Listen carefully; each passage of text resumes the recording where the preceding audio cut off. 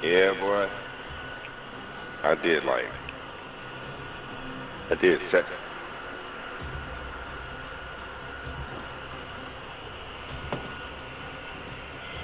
Okay.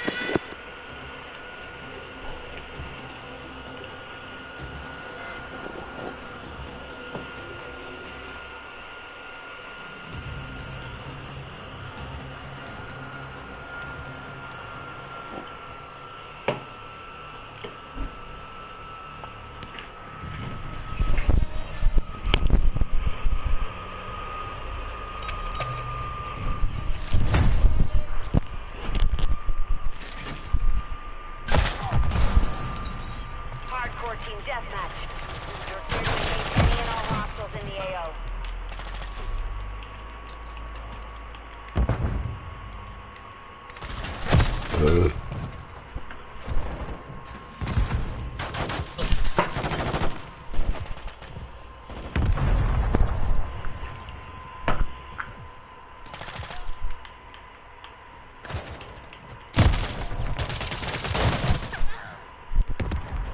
Where the hell they put my glasses? You tripping?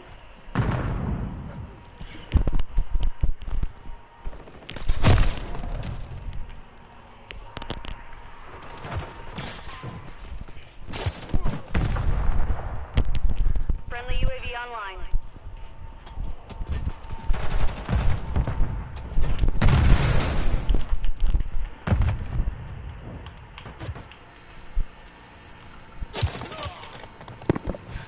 I got a car coming here on a tow truck. Then I gotta go to a shop.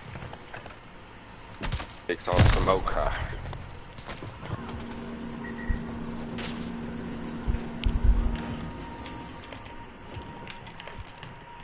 Uh-huh.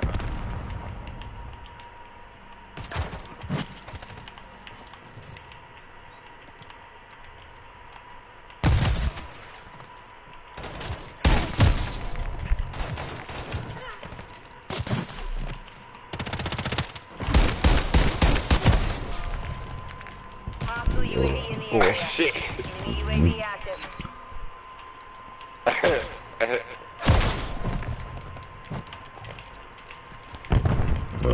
I be watching some tow truck drivers.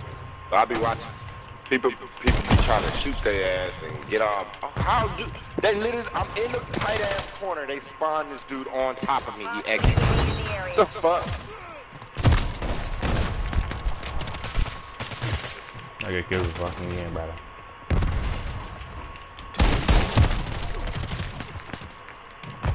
Enemy UAV active. What you mean delayed? Oh. Oh yeah.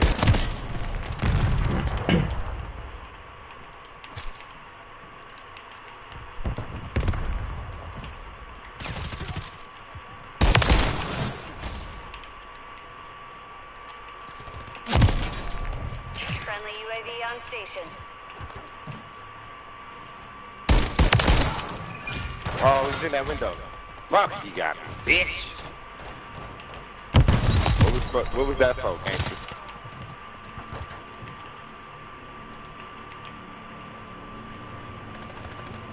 Thank you. Fast for you.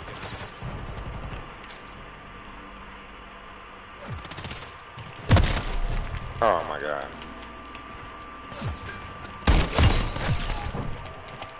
I'm just start shooting through teammates. They run right in front of you and then stop. Like, what the fuck is wrong with your dumbass? UAV online.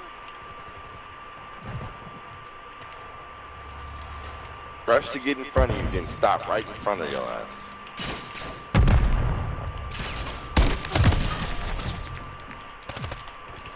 Man, I don't shoot and then I end up dying.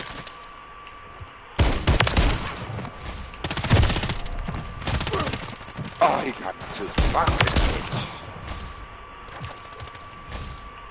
Friendly UAV on Ooh. station.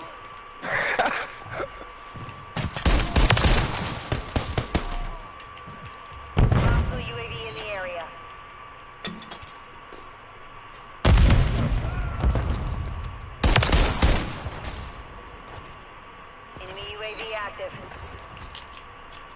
UAV, bitch. Damn it!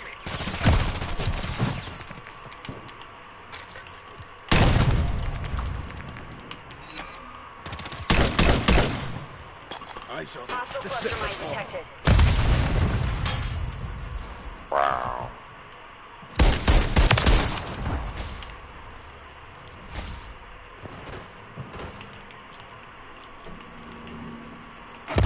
Getting hit hard.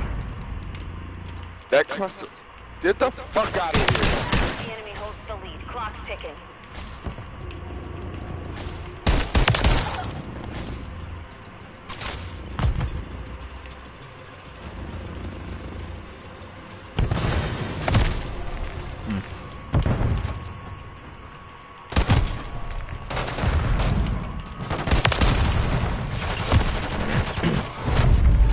God, that was horrible. Mission failed. Return Oh. base.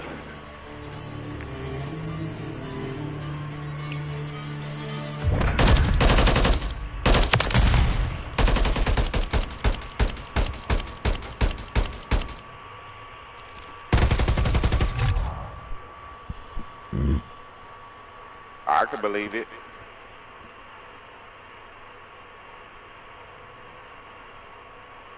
Dude.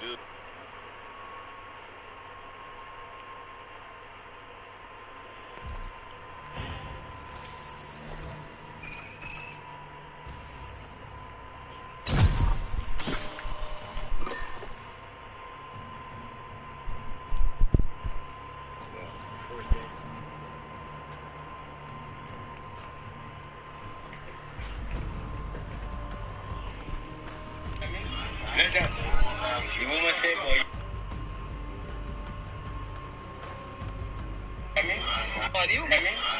Right there by Westmoreland to go water hub and I put this salt right there on our junction there. Yeah.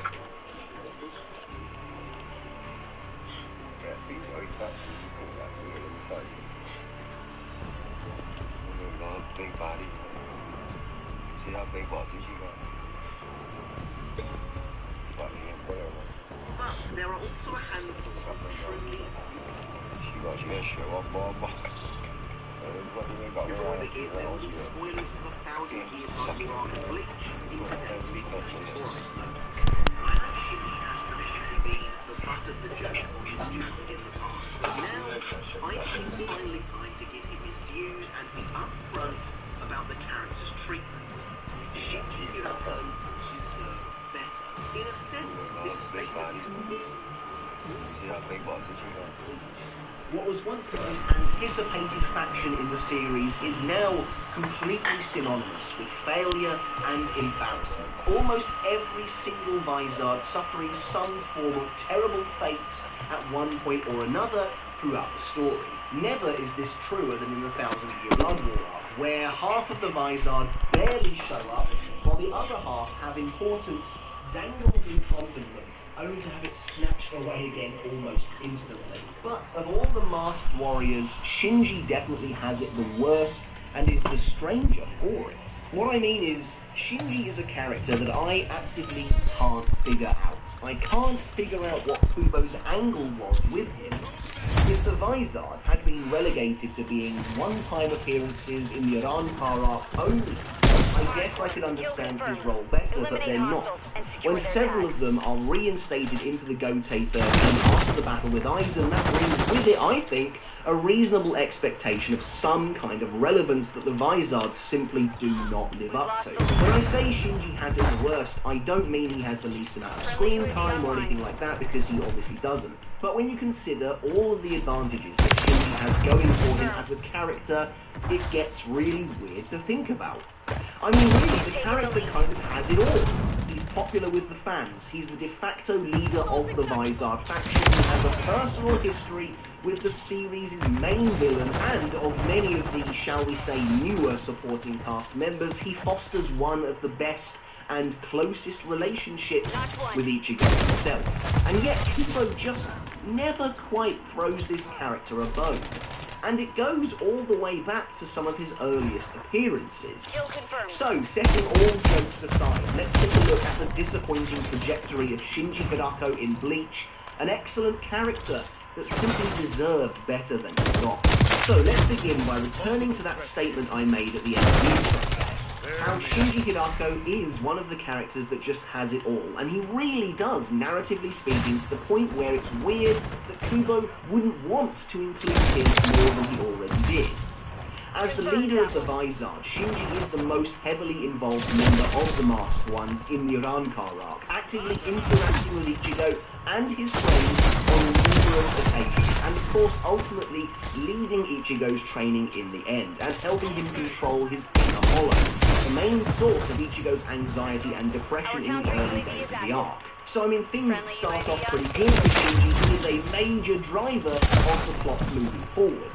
While the majority of the Vizard occupy a supporting role, Shinji and Fiori are clearly pushed to the forefront of the cast, with Shinji being revealed to be Aizen's former captain during the Turn Back the Pendulum arc, and Fiori being Kisuke's vice captain.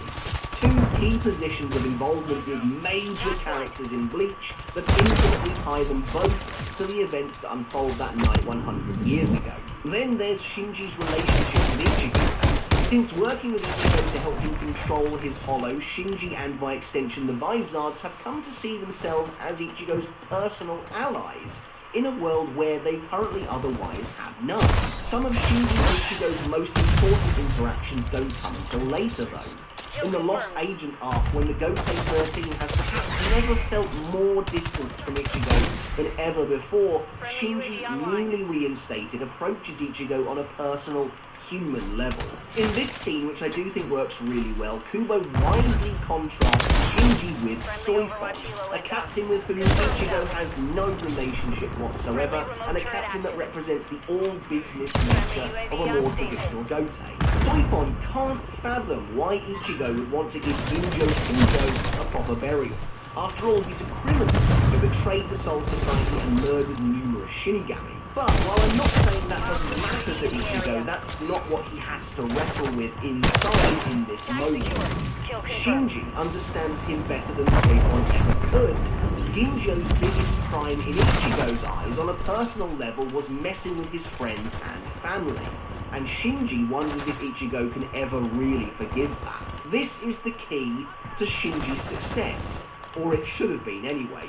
Shinji is Ichigo's only real friend among the captains. Sure, characters like Byakuya, Hitsugaya, and Kenpachi have a lot of respect for Ichigo and treat him as a member of the Gotei 13, which is a lot for a human, but Shinji is Ichigo's confidant, his go-to among the upper ranks, even if he doesn't really know it. We see this again in the early days of the 1000-Year Blood War arc. Who is it that comes to Ichigo with news of Renji and Rukia's surgery? Who is it that helps him see his own value in the Gotei 13's greatest moment of despair? That even if Ichigo lost without him, Yhwach would continue to rampage over the Seirete. It's Shinji. He's the one we see discussing Ichigo's current feelings and mental state with Rukia, and this is the role Shinji should continue to embody wholeheartedly throughout. Honestly, with all of this combined, as far as I'm concerned, Shinji is another Byakuya, Hitsugaya, or Kenpachi in terms of importance among the captains. He certainly wasn't treated that way. I feel it would have been perfect for him to face off against Gerard with the other three at the end. He deserved that, even if his Barnacle couldn't rightly be shown there. Instead, he's inexplicably knocked out once again, and it's here we may as well look at his treatment throughout Bleach. So, Shinji's treatment in the Urankar arc is, as you expect, I think rightly pretty good on top. He's the source of much of the mystery in the early days of the arc, and plays a really awesome role, where for a while you're uncertain as to whether or not he can be trusted.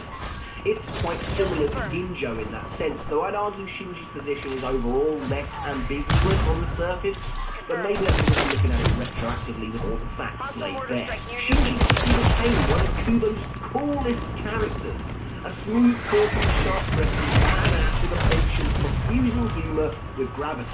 Shinji acts as our introduction to the world of holification, which itself is mystifying and very exciting, and the many benefits it can bring when adequately controlled, as we see when he dominates the one-armed Ginjo in an early fight, even going so far as to use a Cerro to defeat the Espada. This was a huge deal back in the day, and a really tantalizing insight into what maybe Ichigo would be capable of one day.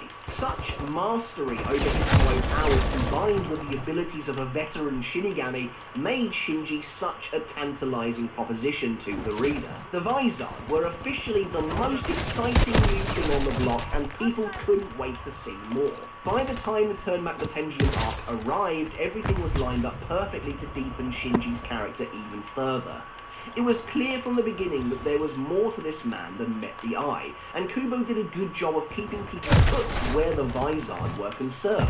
Even if they disappeared for the entirety of the Waco Mundo arc, they were about to come back in a big way before the final battle.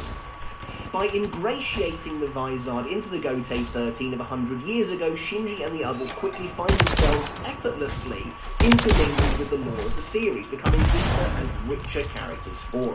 Turn Back the Pendulum remains one of the best pieces of writing that Kubo has ever done, and a big part of that is establishing the tragedy of the Vizard, because they are ultimately tragic characters, and Shinji finds himself at the epicenter of that. For all his jazz music, face-pulling and hijinks, there's a darkness beneath the surface.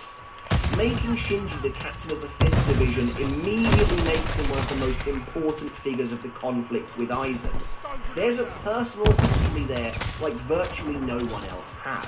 And it's kind of fascinating. Aizen does feel so far above almost every other character. He is godlike in that sense, but with Shinji, it's personal, and that makes Aizen also feel more human. That moment where Aizen says when you're facing his sword, because Shinji is special in that way, he won't do that for most characters. That is the opening up of Aizen to something we've never really seen before. To be totally honest, there aren't many characters or factions in which are afforded such a complete and well-written backstory as the Vizard, and it really is very effective. Now, with a reason to fight, the Vizard join the battle against Aizen at the Fate Karakura, where Shinji quickly announces his loyalty to Ichigo. Admittedly, I'm not sure where this fierce loyalty comes from. I assume it's the simple fact that Ichigo is a Vizard as well, maybe that he's an ally of Urahara, making him one of them in their eyes. But things are still good here for Shinji's character. After the Vizard comes to save the day, he's established as the head of this new third faction getting involved in the war, talking with Yamamoto and leading the Vizard into battle. That personal connection with Aizen rears its head very quickly, as Shinji is able to confront him directly, not once, but twice over the war itself. A special privilege afforded to him, especially when so many people here are out behind the front. However, here we can already see some odd cracks starting to form in the way Kubo chooses to use and portray Shinji, specifically where battles and fights are concerned. While a lot of the Vizard are given the chance to join in battles against the Espada in some way or another, virtually everything Shinji does here is found on screen. What should have been the most important conflict of the battle prior to Ichigo arriving isn't really given the prominence it deserves. It's nice that it's there, but it could have been more. Also, Shinji is apparently doing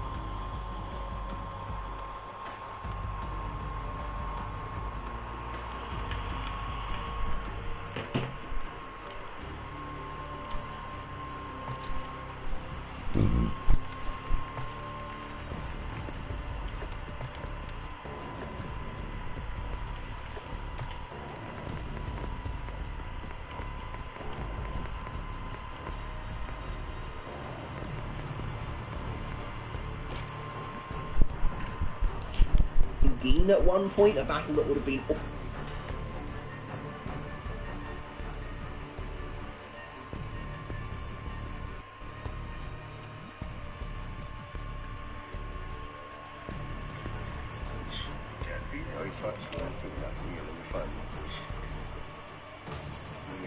Big body, so he walking up on these two birds. So when he shot a lot, I did not net Richard. Every boy now. Richard.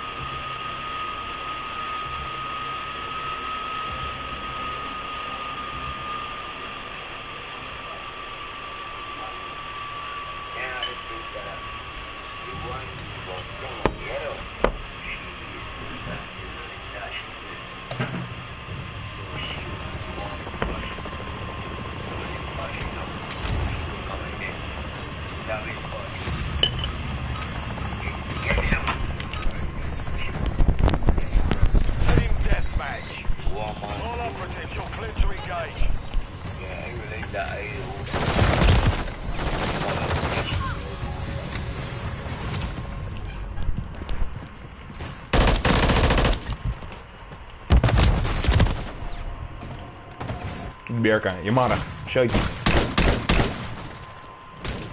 Awesome to see before he finds and while they get to have a battle all to themselves, Shinji's swift defeat after finally revealing his Shikai is just the first in a long line of disappointments coming his way. Of course, as noted in my recent battle analysis, he plays a small but effective role in the battle royale against Aizen once Ichigo has arrived.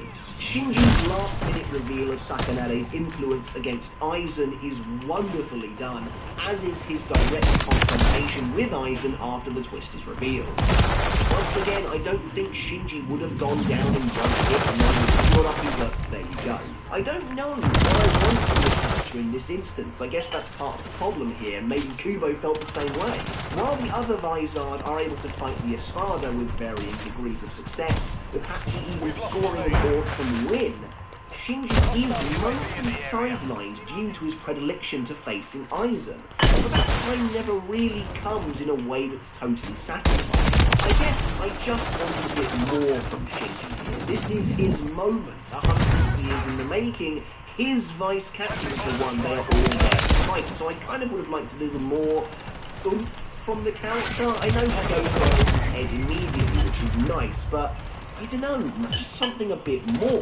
I love that he's the first person in the series to have scratched on Aizen though. That is exactly the sort of thing I want from him. Ultimately, Shinji's role in the Fate Karakura Town arc is fine. It is clear at the end of that battle that perceptions are beginning to change anyway. I remember vividly people being kind of disappointed with the Vizard in the final battle in general. Suddenly these hybrid badasses that we had all been waiting for so long maybe weren't so badass after all. They could only manifest their hollow masks for a few minutes at best, and most of them were getting smacked around by their enemies. After so much build-up, it was always going to be difficult for them to meet expectations. And to be honest, I've always appreciated Kubo keeping them grounded, rather than going the route I think a few people expected and having them sweep the Espada with basically no trouble. Essentially, Hollowification didn't turn out to have quite the impact on the battle I think people expected it to. When it comes to the Lost Agent arc, I've already detailed why I love Shinji's interaction with Ichigo, as brief as it is, and why I think it works really well for his character. That being said, while I appreciate Kubo wanting to keep the Vizard's reinstatement a surprise, I think Shinji absolutely should have been there in Karakura to support Ichigo. If you want to make it a big, shocking reveal still, then just have Shinji come out separately after everyone else has already done their introduction. So the Shinigami that appeared are clearly supposed to be those with some kind of a connection to Ichigo, and Shinji fits that bill better than most, certainly more than Hitsugaya. And then, well, we get to the 1,000-Year Blood War arc, and we've talked about this before. Really, when I say that Shinji deserved better, this is the arc I'm talking about specifically. I don't know what happened here. It feels like Kubo is hugely conflicted with this character, and I'll do my best to pick apart why that might be. Let there be no mistake, there is a big distinction between how Kubo treats Shinji and how he treats Rose and Kensei in this arc. While all three are newly reinstated captains, we're given very little face time with Rose and Kensei in comparison, and there seems to be, I would say, no expectation whatsoever. While they are very cool characters in their own right, I've gone on record saying I'm a big fan of Rose. Compared with most captains, they are so clearly seen as fodder by Kubo to be used to help others in the spotlight, others that have simply been around in the story for longer. It's like there is no expectation for them to be given a chance to shine themselves, to be given a win at all, which is lunacy when you consider how many Sternritter there were. With Shinji, it kind of feels like the opposite. It feels like Kubo wanted to give Shinji a big moment and simply couldn't find the right time. Shinji actually appears in the 1,000-Year Blood War quite a lot compared to most captains. Despite him getting beaten up almost all the time, he appears consistently throughout, even returning to the Shinigami stronghold with everyone else and traveling to the Royal Palace. The problem is, because Kubo can't find the right time to include him, it seems instead Shinji gets dunked on in nearly every scene he's in. After briefly messing with Bambietta's head, she instantly defeats him the moment she activates her Volstrum dish. Later, Shinji is outmatched by Azum's Burner Finger 3, and while Shinji does supposedly get a triumphant moment where he saves everyone there using Sakanade, you better believe it happens off screen. Hell, in the anime it simply doesn't happen at all. And finally, Shinji is wiped out by Gerard immediately upon the battle beginning, which is probably the most egregious one of all. The reason I say that is because Kubo has Shinji taking on the role I would expect him to have at this point in the story. He's a senior captain, and once Kyoraku leaves to face Lille in Varvelt, Shinji actually takes command of the unit. Even over captains like Byakuya who follow his lead, espousing rhetoric regarding the head captains of old. But then he's just instantly defeated for no reason at all, and it makes you wonder what the point of any of it was. Despite the fact that Gerard seems to crush the area where both Hinamori and Shinji are, Hinamori is pretty much no worse for wear, and Shinji is totally taken out of the fight. Now, we know that Hinamori is unusually durable, as seen in the back of the eyes, but, I mean, come on, Shinji really deserved one last moment to shine. Basically, it just feels like Kubo has something against giving Shinji a proper battle. He's really weirdly unique in that way. Even in the Arankar arc, his fight against Grimjo is a short one-sided domination. That's then followed by an off-screen battle with Gin before his duel with Aizen, which, while evocative, is also over too soon. Maybe Kubo thinks that Sakanade doesn't lend itself well to a proper fight? It's hard to say, but I would personally disagree with that if that was the case. And so, Shinji finds himself in this really weird, liminal spot among the cast by the end of the series. Kubo, So he walking up and he's doing with his money things, he's got me sitting with me. Cause I gonna do that now, right? So what you gonna do? I gonna price you for that? If she's gonna bring on my price, that's we all there. Yeah. I think that she said she don't know, but that's rounds for red round. I'm doing a long time to do that, right? She be looking at this, she doing it red money. She doing it. I don't even know if she's getting the firework. I can't even want him.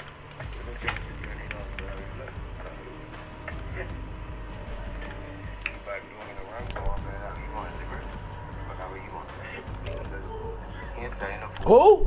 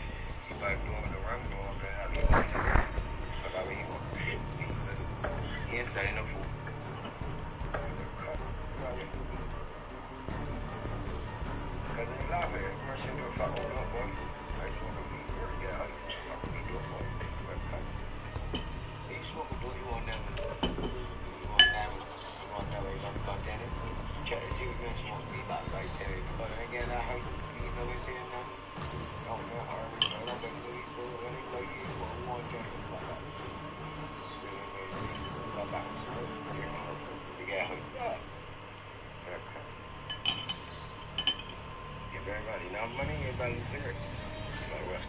So look at that shit, dangerous. Fuck, look at sit up pussy. You can't, you can't use it. Going in. Means out, yeah. We have taken the lead. Team deathmatch. It clearly sees him, used him as a key character, as a major captain as he should. But while Shinji is there, he's just not doing anything. Shinji using Bankai in the 1000-Year Blood War anime feels like an admission that more should have been done with his character overall. And of course, speaking of his Bankai, he does get some big moments to shine in the supplementary light novels Can't Fear Your Own World, but talking specifically of the source of view, it felt like they were trying to patch over a mistake of sorts. In general, the Vizards fell from grace pretty hard. And as I mentioned at the top of the video, there's a sense they are clinging to relevance by the 1000-Year Blood War arc. But I counter that by saying that by making some of them captains, you're giving them relevance regardless, and they deserve to be treated like the rest of the Gotei 13, even if they weren't around for Soul Calibur. To dive a little deeper into what happened to the Vizards as a collective, at the end of the day, I understand how the narrative cadence of Bleach works. Character groups get cycled in and out as we move from arc to arc, and the Vizards technically had their time in the sun already in the Iran arc. By the time we reach the 1000-Year Blood War arc, they've been relegated to background characters for the most part, as sad as that might be, because there's simply no room for them amidst the enormous clash between the Gotei 13 and the Vandenreich, the fan-favourite protagonists of the entire series, and the new group, the new villains who will understandably take up more family time. Really, the same thing happened to the Vizards that happened to the Irankar and to the Full. The only difference is virtually all of the Irankar were killed, but those that weren't, Nell, Rinjo, etc., only made very fleeting appearances. And the same goes for Fullbringers like Ginjo and Tsukushima, who definitely deserved more in the 1000-Year Blood War. Plus, circling back to Shinji specifically, with Aizen gone at the end of the Irankar arc, Shinji's emotional core has kind of gone with him. Now he's just another captain, albeit one with close personal ties to Ichigo, which I think should have been his bargaining chip for a bigger and better role. When Shinji didn't voice any protests or anything at all about Aizen's release from prison, it felt clear to me on some level that Kubo was done with that dynamic. It's actually kind of funny listing off those marginalised groups in the world of Bleach, the Irankar, the Fullbringers, characters like that, the Vizards. It does kind of feel like in some ways that Can't Fear Your Own World was written to cater to those groups. The final question to ask is simply why? Why did Shinji get such bad treatment in the final arc and such weird treatment even early on, especially when it came to fights? When you consider how much he had going for. I feel like we've answered in pieces throughout. Maybe Kubo doesn't think Sakanade works well in a one-on-one fight, and felt he'd seen everything he could do between both the Aizen duel and the brief skirmish with Bandietta. Even if that was the case, Shinji still deserved to fight someone properly considering his stature in the world. When you consider the amount of skirmishes there were, again, it's crazy that someone as important as Shinji doesn't really fight, well, anyone. He's somehow injured in the first invasion despite presumably not going up against the Sternritter because he's running in a direction by the time we see him. Unless he has fought the Sternritter and somehow defeated them, or he and Momo have just fled from that fight.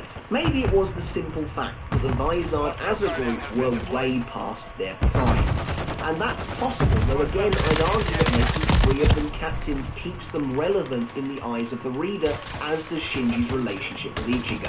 No, truth be told, I think when everything is all said and done, I think Shinji just got unlucky.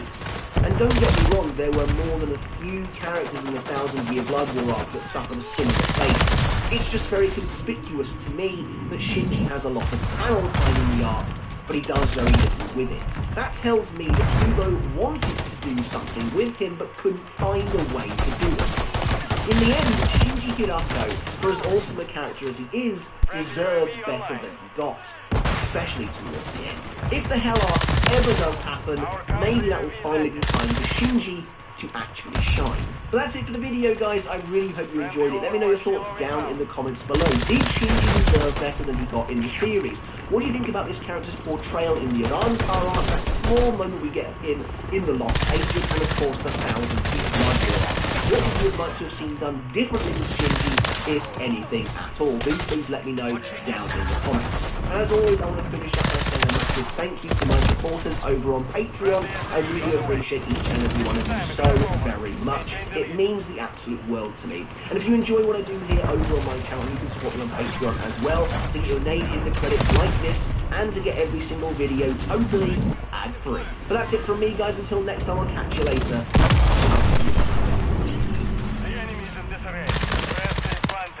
Simply watching her technique with his staggering reaction. Plotting. Friendly UAV on station. Friendly care package in the AO.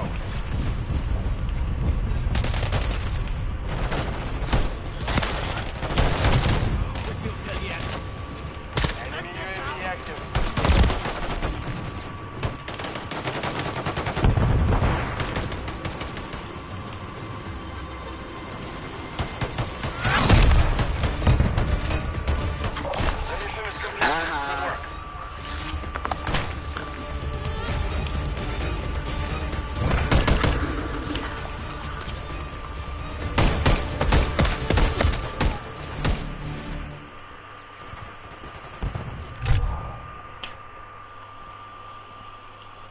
Out completely and rendering her power totally ineffective. Before he can attack her, however, a blade bursts forth from his...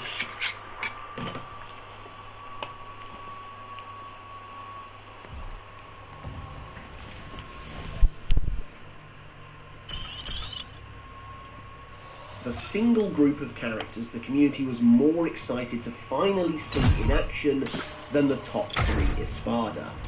Possibly the Vizards come to mind as well, back when they weren't total losers, as discussed in my last video.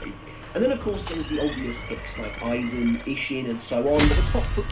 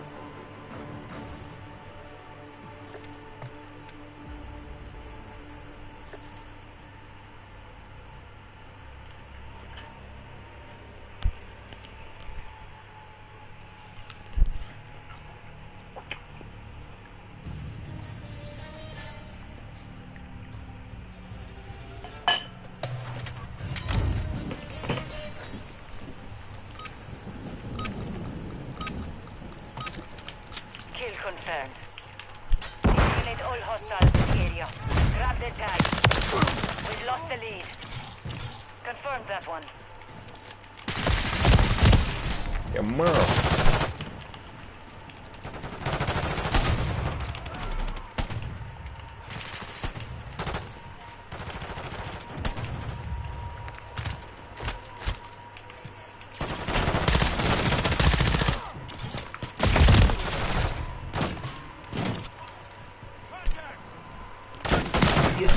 Stark, Barragan, and Parabel really stand out to me.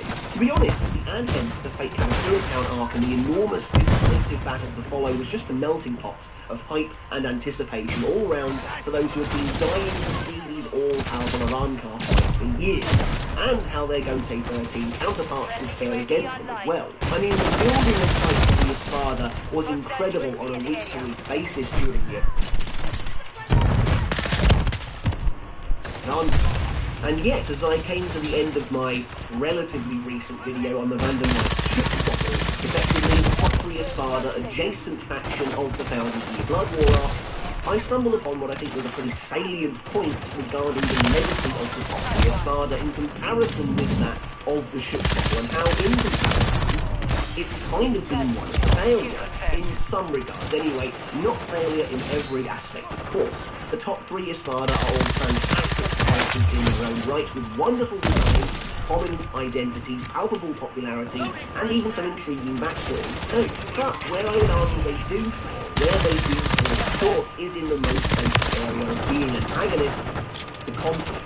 With their incredible build-up and clearly immense power, the top 3 Espada came into the arc with every advantage, and in many ways had a lot of things going for them that the Schutzstaffel simply didn't. For example, the only Schutzstaffel member to get anywhere near as much build-up in the story as the Espada was Askin, and he wasn't even a member of the Schutzstaffel for the majority of the time. And yet, when you put the two groups side by side, the Schutzstaffel stands tall as being far more effective, far more capable, and far more threatening in nearly every way when it comes to performing their main cast of villains, defeating the hero. So I guess this video is going to act as something of a sequel to that Schutzstaffel one, were the top 3 Espada disappointing as the endgame bosses of the Iran-Tar arc, and if so, why? Why did the top 3 Espada fail where the Schutzstaffel was made to succeed, and where did the Espada come out on top? What could have been done differently? Let's take a look. And yes, before we get started, there will be spoilers for the Thousand-Year Blood War arc, as well as what is yet to be animated in this video to come. So first things first, before we begin, it's important to realise that the top 3 Espada got plenty of things right as well, or else they wouldn't have been able to cultivate the incredible popularity they maintain today. Perhaps most obviously, these characters all have top-tier design. In fact, Stark and Barragan in particular have 2 of the greatest transformations in Bleach, with Barragan's Resurrection topping my list of the best series. They are really that good. Barragan's Arrogante is genuinely sublime, one of the most jaw-dropping looks in the entire series, and Stark's Los Lobos is the epitome of cool. These 2 Resurrection in particular really stand out to me, not just among the top 3 Espada, but the entire Iran-Tar army. And what I like most about them is they both brought something new and exciting to their respective fights. I mean, Barragan's absolutely terrifying form was perhaps the most threatening the Iran-Tar had ever been outside of Europe, as his ability to Rescue induced genuine worry in the reader. We've never seen anything quite so visceral, quite so unstoppable before, as Soifon's entire arm actually rotted to the bone before our very eyes. Then there's Stark's Los Lobos. While not making quite the same immediate meteoric impact, instead being stylishly, suitably low-key by comparison, he never is part of the to a sword fight, and was instantly all the more memorable for it.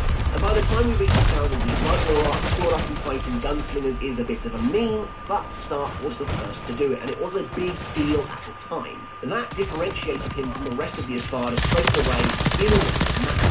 Both Stark and Barragan were also treated to nice, if short, backstories.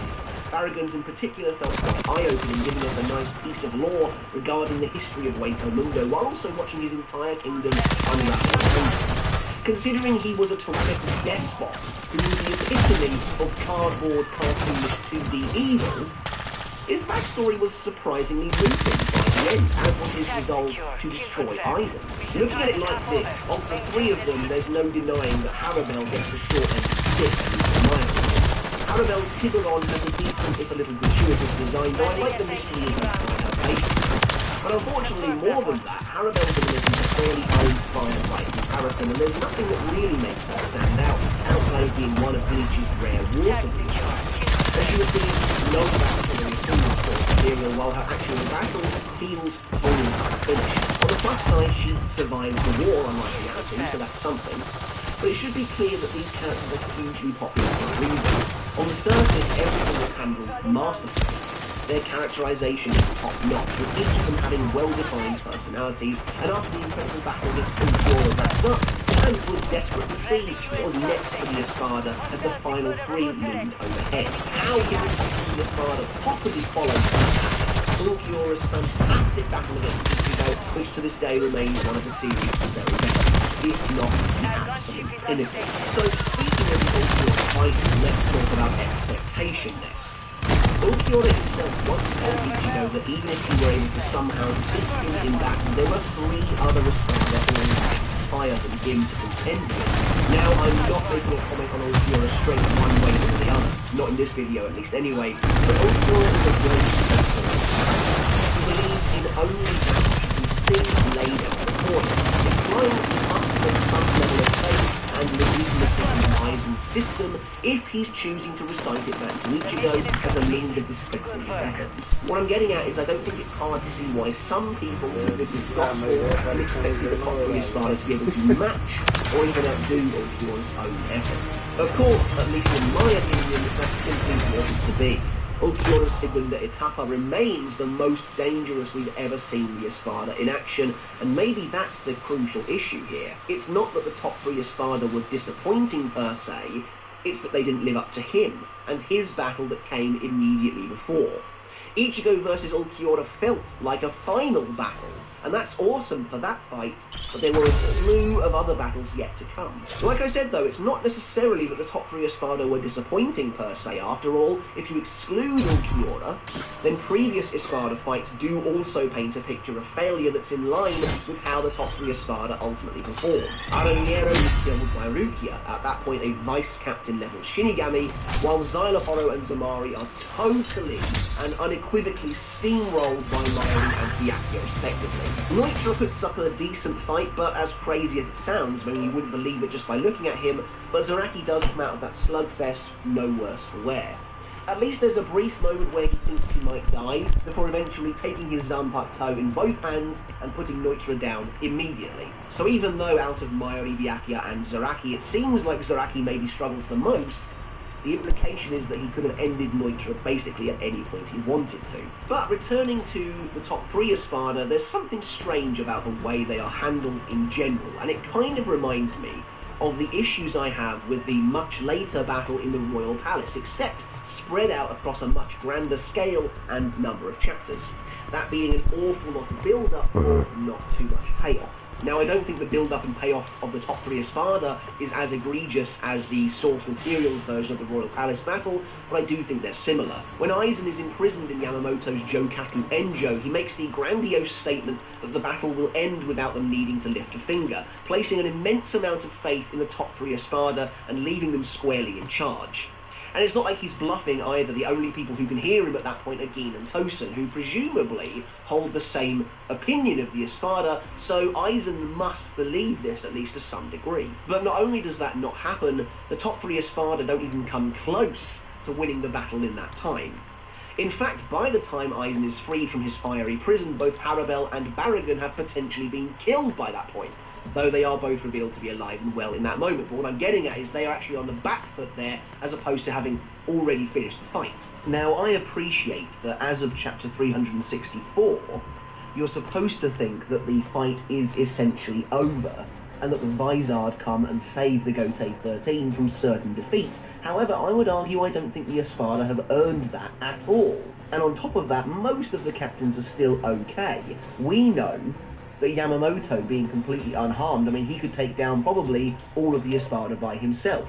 Then there's Kyoraku, who we know is still essentially fine, Hitsugaya, Soifon, Komamura, so it's kind of hard to buy that things are truly as dire as Izuru seems to believe they are. Now, in his defense, Aizen would go on to lament that he seriously overestimated the Espada's strength, but considering just how badly the Espada fare across the board, it feels like a pretty major miscalculation. But there's more weirdness to be had here as well, and that's to do with how the top 3 Espada feel in both battle and resurrection when compared with their deceased comrades before them. There's a strangeness to the way they use resurrection and the way Kubo chooses to depict that. When we return to the battle in Fate Karakura Town after the Ulquiorra fight, we see, plain as day, that the Espada are dominating the captains.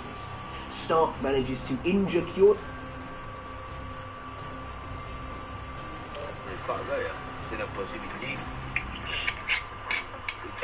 Your time, like kind of used to. Going there. He's out here. Ain't going into nothing in it.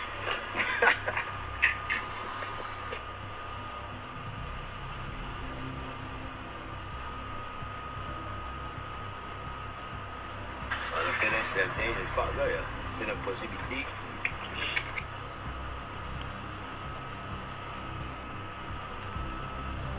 You come and see your pop, and go to water and stuff. You understand, and go to the lava, the man boy, and I tell him, the man water and stuff. Girl, cause listen, me and she pay half anyway, right? And then she asked me what I want to fuck. I tell she got shot. Tell me she don't let me come to you.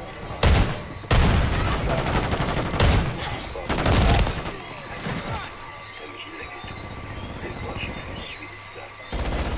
And then, everybody told me that fuck she was straight backward. Calling people one day put more dog in she. I sound such. I told me when I study things to regret. I myself would be losing it all. Yeah, woman want more doggy, running back with gobbling, and fucking again. I don't tell you. Don't wait. Kill confirmed. Eliminate hostiles and secure their tags.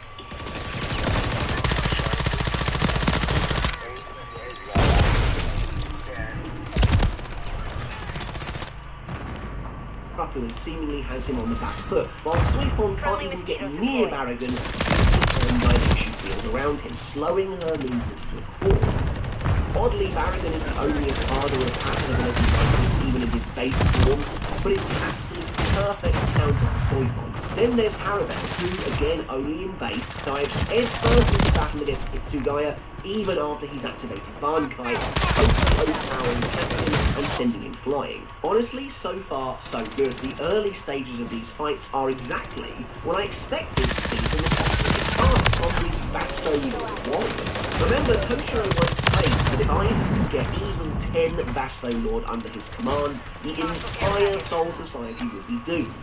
Here we're seeing of just 3 of them. What's odd about this though, and I would say it's most evident in Harabel's case, is that the Espada go on to feel weaker in their resurrection than they do in base. Both Harabel and Barragan released their Zanpakuto barely 2 chapters into their respective fights, and for little to no reason at all.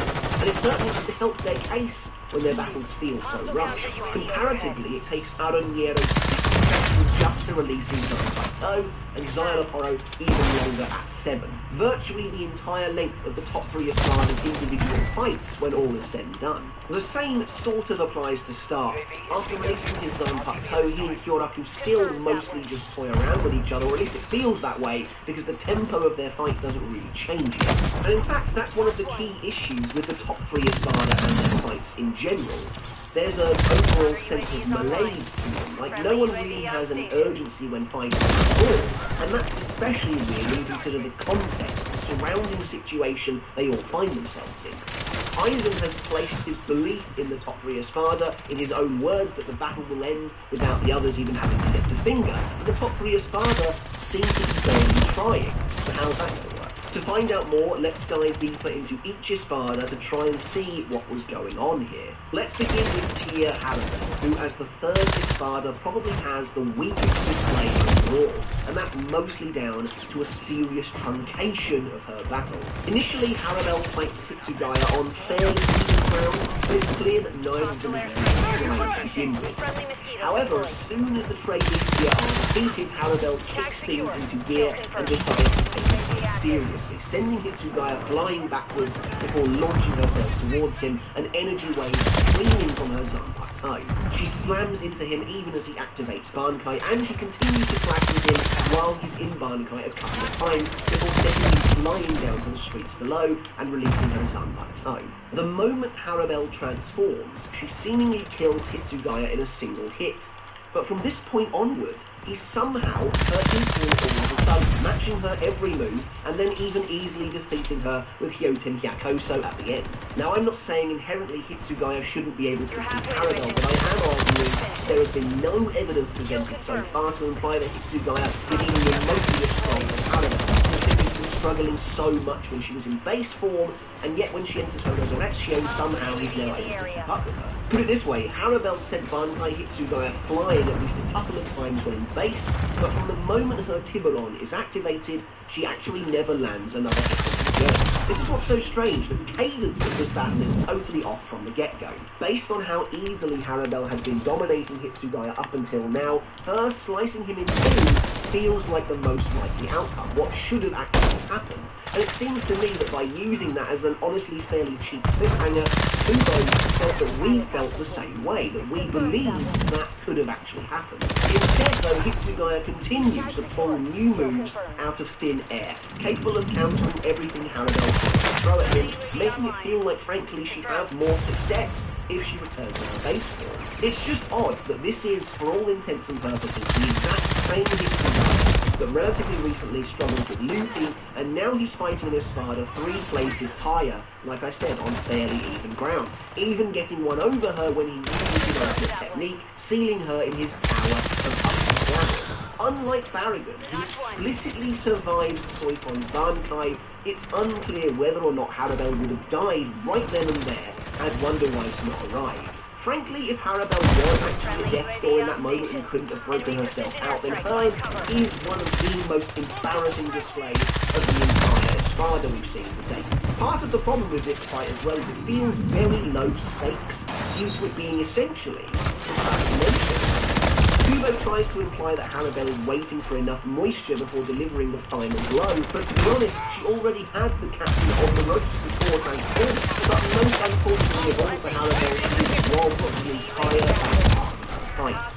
When the Vizard appear, they get to battle both Star and Barragan, spending their time by about 3 to 4 chapters apiece.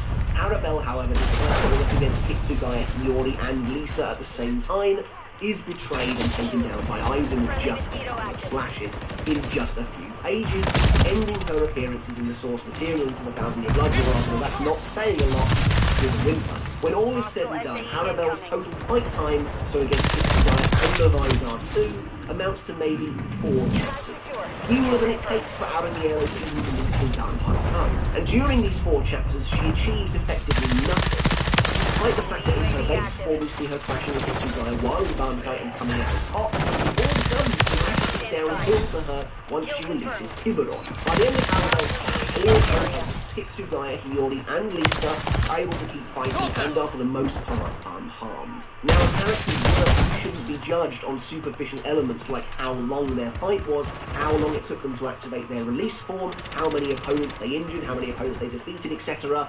However, they are all factors that come into play, and when considered as a whole, the picture it paints for Harabel is not great, especially when asked in the context of whether or not she was disappointing from a combat perspective as an end-game boss of the arc. Moving on to Barragan, we have the second Espada, who is ultimately, in my opinion, the weirdest and most inconsistent of the bunch, at least optically. Barragan's initial trajectory is very similar to Harabel's, to the point where they almost mirror each other. Like Harabel, Barragan is while in base form, Barragan is totally untouched, quite literally it seems, and I think really exudes power, dominance, and authority. Exactly what you want to see. Again, comparatively with how Barragan is using it out with Bankai Hitsugaya with ease, this is what I would expect from villains of that caliber. Soifon is unable to even really make a move against Barragan. Every time she closes in on him, her body slows to a crawl, allowing Barragan to land a hit. And with a villain like Barragan, we ask a fitting question, which is, how are they ever going to beat this guy? And what was actually interesting about Barragan is that he's the perfect counter to Soifon, giving us a rare and exciting mismatch in the unarmed in most of the and yet, like Harabel before him, once again, Barragan releases his Zanpakuto Toad for no apparent reason other than maybe intimidation, a mere chapter or 2 into his actual fight. I've commented before that the scene immediately following Barragan's release is probably the best of his entire fight, and perhaps the best of all of the top 3 Espada, because it felt genuinely scary and helpless. Barragan's Respirar felt like an inescapable force of nature, and watching the grim reality unfold that even Soifon couldn't avoid it was amazing, especially seeing what happened to her arm in all of its grisly glory. The problem is, for Barragan at least, the fight basically peaks right here. Respirar is never this scary again, as it's simply never allowed to be. Ironically, this ability is never given the room to breathe, and is never as effective nor as terrifying as it should be. After Soifon leaves to set up her Bankai, Omaida becomes a decoy for the Espada. And while I think Barragan giving chase to Omaida and toying with his prey is perfectly in character for the Espada, that doesn't make it interesting to watch and sit through for an entire chapter and a half. You have this incredible design in Arrogante, this completely haunting power in Rescurar, and yet you squander it by just having Barragan chase Omaida around for a bit. Hell, Barragan even draws Gran Kaida, which looks amazing, this incredible axe, and does nothing with it, in perhaps the ultimate metaphor for this fight. Soifon seemingly hits Barragan with her Bankai, however, and in a colossal explosion, it appears to be all over. Or is it? Because Barragan is quickly revealed to not only be alive, but also totally unhurt. So, there's a bit of conflict in me where Barragan is concerned. I like that he's seemingly invincible even now, unlike Harabel. I told you, need to study things I regret. You come and see your path.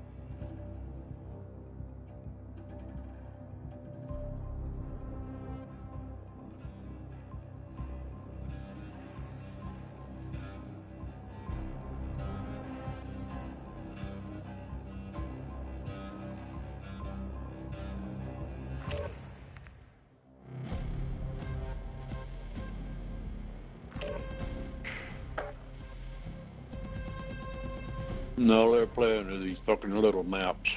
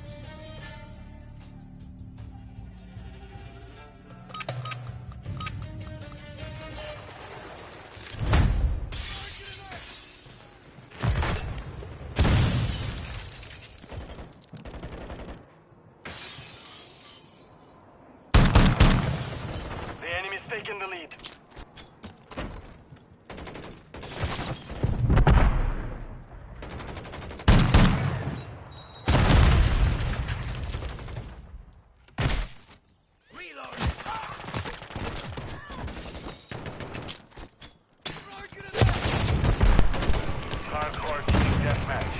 Eliminate the Whose enemy. effectiveness plummeted when she activated her resurrection, Barragan is still just as dangerous.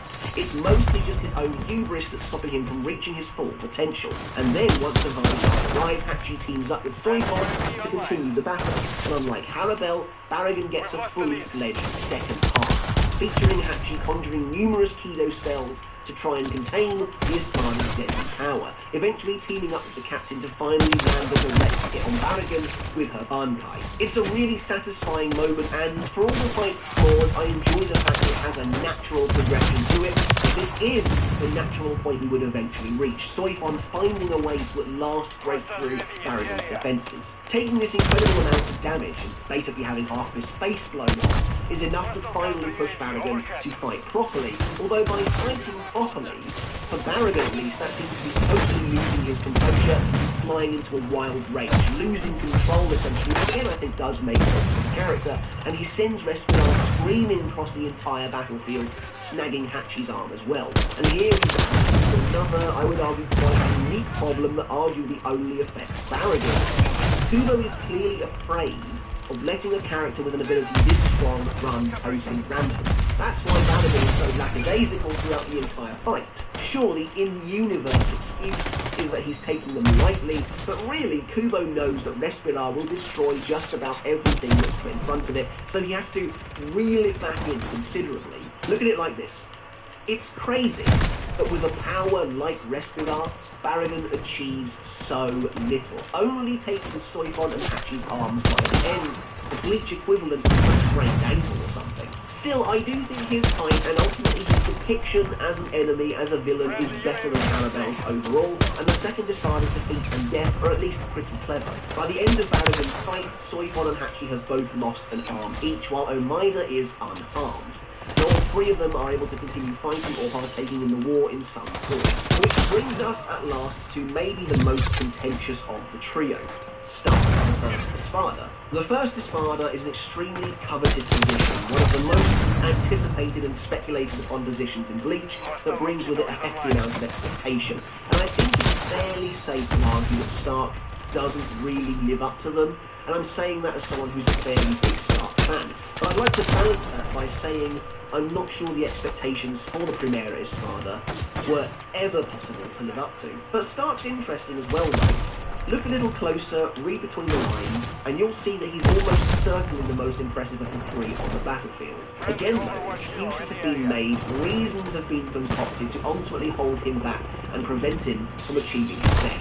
But Stark begins by taking on Kyoraku himself, the two of them fighting fairly evenly, fairly laid back across the board. Though Stark does seem to have the upper hand for the most part. His instantaneous Zero and incredible perception causing Kyoraku to be on the back foot despite his incredible swordsmanship. However, once Stark witnesses the power of both Hitsugaya and Suizen's Bankai, he decides to use his Danpai to force Kyoraku to use his.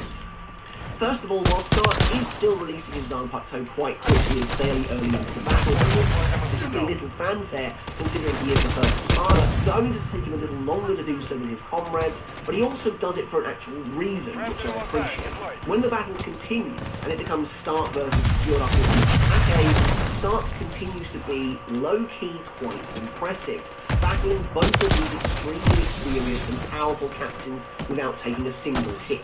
I mean, outside of Yamamoto, there's nobody there on the Dotei side as strong as these characters, and both of them are going up against Stark at once. Kyoraku attempts to blindside the Espada on numerous occasions, even launching his attack at him first to try and distract him, but Stark is not only capable of avoiding every attack with a plom, but even predicting Kyoraku's movements, readying his gun for where Kyoraku is going to appear. Now again, I admit, despite Kyoraku's attempts to kill Stark outright here, I would argue it's still pretty clear that no one involved in this fight is actually fighting properly yet. And I think that's an issue with this battle. It does feel like everyone is pulling their punches to basically the entire thing. And speaking of which, while it's disappointing that Stark doesn't ever end up facing a Bankai, and I've said it multiple times before, that if I could rewrite his fight, I'd have him face both Love and Ukitake's Bankai, Kyoraku does admit that he was about to use his when faced with Shadow Metaletta. After the Espada figures out Sogodo Kotowari's power, having only seen it 3 times, Stark's sight is interrupted by the arrival of Wonder Waste, giving Stark the opening he needs to take out Suaraku from behind, showing that Stark can be devious and straight to the point when he feels he needs to. And like Barragan, Stark gets a full second half to his fight as well. In the wake of Suaraku's defeat, Stark takes on both Love and Rose instead. Despite them both being Vizard captains, however, Stark defeats them with ease in just 2 short chapters, overcoming both of their Shikai and unveiling his most powerful ability, his spiritual war army. A little like Barragan, Stark is only really motivated by with a battle rifle. They don't. They run and gun. Thank you. I had 9 kills that time. 5 deaths. You mentioned I could go and get a lippy. I said go and get a lippy. Why may get a fucking bird?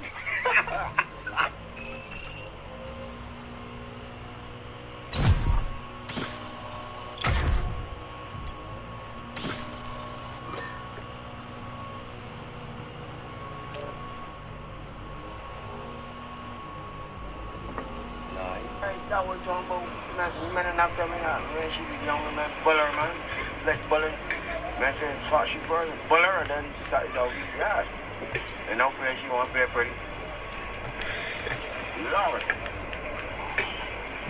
Charlotte was annoying that time, so she didn't really give me out. Speak to me, man, she didn't think I them as a kid. No, it's your bike. Watch it. Yeah, she's not Kyle. She's an angel or something. Hey, that was John Bo. Man, and after me, when she was young, man, buller, man. Like buller. Man said, fuck, she burning. Buller, and then she started out with the ass. And now, she want to play pretty. Lord. Charlotte was annoying that time, so she tell me that you want to shot the focus. Right. Woman like that. Man. Tell me that you want to shot the focus. Right. Woman like that. Man want to shot the focus. You make her go down and suck it. Woman, let me get what you say. Shot the focus. You make her go down and suck it. Woman, let me get what you say. That's so good. You know what I mean? Yeah. Good critique. And then go bless you can't resist no way. Yeah. Then nah boy, you got fucking he's so fucking handsome, he looks so fucking cute too, right? Tell him that you won't shut them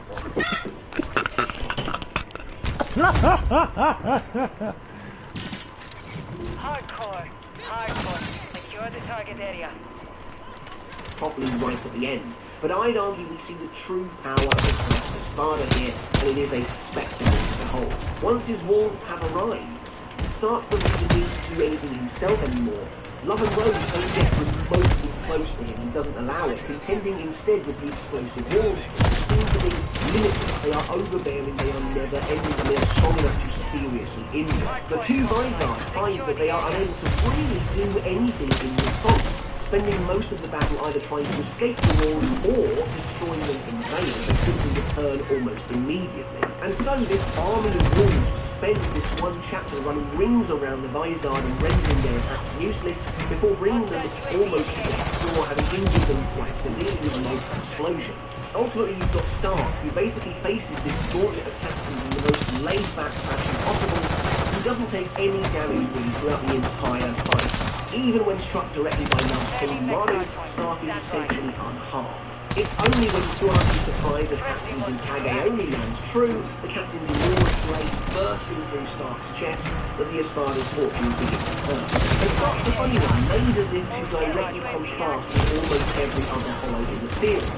Hollows are very emotional beings. Despite not having hearts, they are fueled by anger and this kind of wild animalistic madness, this desire to devour and grow ever stronger. But Stark seems to be the antithesis of that. But ultimately, he is still controlled by his emotions. He doesn't want to get involved initially, he's not interested in the fight, and as the fight goes on and progresses, he becomes more and more depressed, downtrodden, downbeat at the idea that Aizen doesn't want to help them and doesn't care if they win or lose. Only finding the strength to continue fighting and fighting with his full power when Lilith gives him that little pep talk. However, Stark loses all motivation almost immediately the moment Stark lands that big hit out of nowhere. And we see Espada kind of fall apart. Now, I don't know, maybe that kind of mindset and realize with disqualify stuff from really having what it takes to beat Espada. And he is killed by a Shikai in the end, yes. But it's the Shikai of the Shinigami who will one day become the Captain Commander. In the end, Stark fought off the Shikai of 4 far cry from the opponent's contemporary fight Bankai or not. However, I concede as well that that's a hefty rationalisation. The question posed at the start of the video was, were the top 3 Espada disappointing in the context of the fights they had and how they were as endgame villains? And while it might be in character for Stark's lethargy to make him not care for the fight, or for him to get rattled when some of his friends die, since friends have been what he's after his entire life, it's still a shame, and not really what anyone wanted, or whoever was told him that comes to the boss, and number 1. In the end, Stark's opponents, Yoraku, Love, and Rose, are all moderately injured, but able to keep fighting. The only enemy Stark has that can't fight anymore is the Takate, and he was being defeated by the Espada. For the record, though, I do want to say that Stark is clearly worthy of being the Primera Espada. His army of wounds alone rendered 2 captains completely unable to do anything. Having analysed the performance of all 3 now, maybe the issue stems from the fact that the top 3 Espada were immediately set up against the captains, where at least characters like Xylopolo and Neutra were able to mainly manage Ichigo and his friends first to help improve their image. Or Barragan, like Xylopolo, come up against the combination of Renji and Uri to begin with, I imagine they too would have defeated them. So initially, at the start of the video, I pitched this topic as a somewhat equal to my shot the video, and now the time has come to compare and contrast the 2. The top 3 Espada versus Yamaha in this guard, as they play similar roles in their respective arcs as the endgame bosses of the respective villainous factions, just below the overall leaders. How do the top 3 Espada stack up? Well, I imagine the top 3 Espada will always be more popular. Their designs are unmatched here, and while the Schutzstaffel have strong personalities and looks of their own, at least in my opinion, they are not on the same level. Now, that's me trying to be objective and talk of what actually is. But that's not what we're here to talk about today specifically. Looking at the Espada's combat record, and there's no doubt in my mind that when compared with the Schutzstaffel, they are indeed disappointing, and feel like they were robbed of their true potential. The Schutzstaffel are a faction of villains who have been given too much blessing basically to go absolutely wild. They are villains unshackled. The fights against the Schutzstaffel are all, I would argue, pretty incredible, some of the best in 1,000 Year Blood War arc, which is exactly how these endgame fights should feel. Every single character involved, both good and bad, feels the need to break their limits, be pushed to the edge, and that is just right.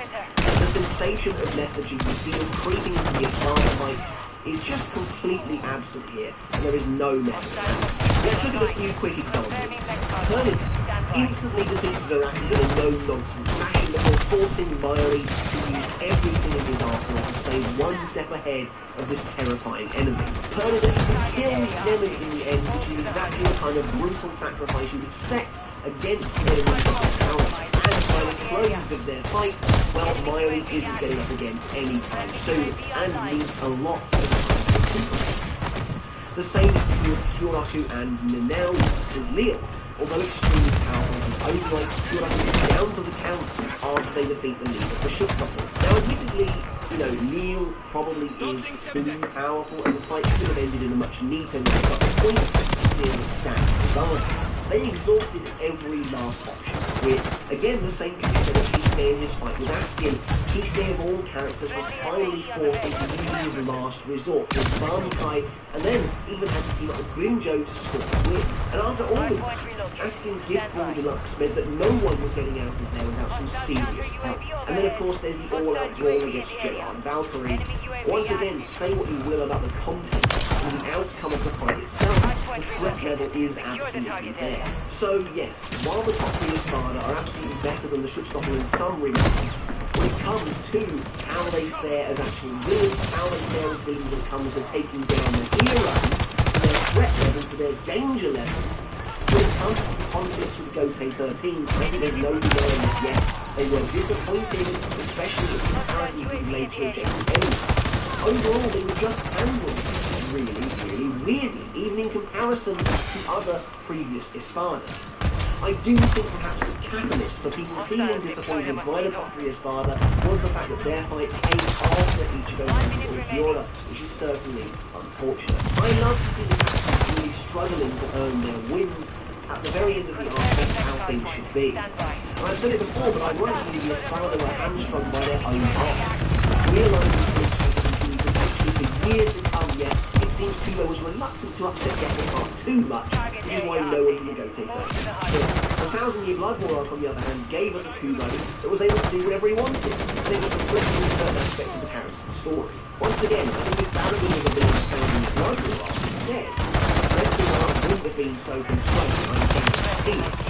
We would have seen that purple miasma covering entire battlefields, hundreds of Gote 13 officers turned completely to bone. It's just the nature of the beast, and we've seen it numerous times throughout the 1,000-Year Blood War arc, when the bounties get to thoroughly demonstrate the extent of their powers on the 11th Division. Two characters like Bazby just rushing through, incinerating machine guns, characters like Asmod or Bambi using their powers to destroy and decimate the enemy all around them. The top of the Espada, and the Espada in general, never really get that opportunity to fight and act on a bigger, wider scale. But that's it for the video, guys. It was a bit of a ramble. We went on quite a bit there, talking about a lot of different factors, a lot of different aspects, but I hope it was enjoyable nonetheless. But I've been wanting to do a video on top of the Espada for a while, since talking about the six stoppers, who I think are excellent in some ways and different to the Espada, and worse in some ways than different to the Espada as well. They actually make a quite interesting comparison piece. But yeah, I do hope you enjoyed the video. Of course, let me know your thoughts down in the comments below. Do you think the top of the Espada were disappointing from the perspective of their fight?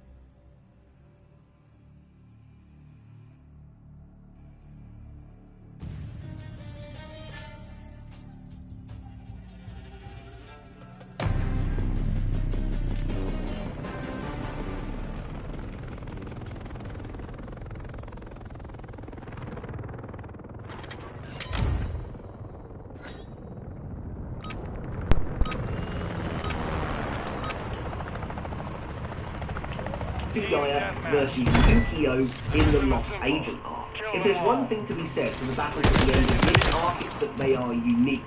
Certainly Hitsugaya doesn't have another fight like it. After the Fullbringer, Yukio separates all the fighters into different chat rooms to do battle. Hitsugaya goes up against Yukio himself. With Yukio in complete control of the battle arena, he forces Hitsugaya, watching as the captain tries to locate him in a digital maze while avoiding missiles.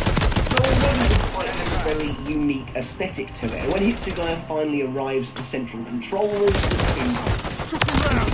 okay, like we did with the Kenpachi video, it only makes sense to kick things off by looking at any one-shots that Hitsugaya's been involved in, except, unlike Kenpachi, this time there's only one, and here Hitsugaya is on the receiving end of it.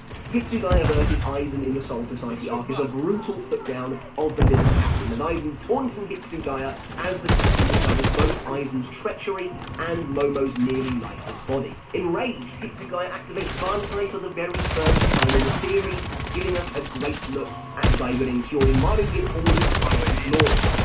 However, Aizen really smirks at the captain, calling him weak before cutting him down in a single stroke. Blood erupting from Hitsugaya's body and his wings explode like shards of glass around him. This fight, bad though it may be, for Hitsugaya did serve the purpose. Ultimately, it was our first glimpse into how unbelievably powerful Aizen really was, and the eye-opening look at the true disparity between certain captains. Alright, with that out of the way, we move on to the proper fight, so to speak.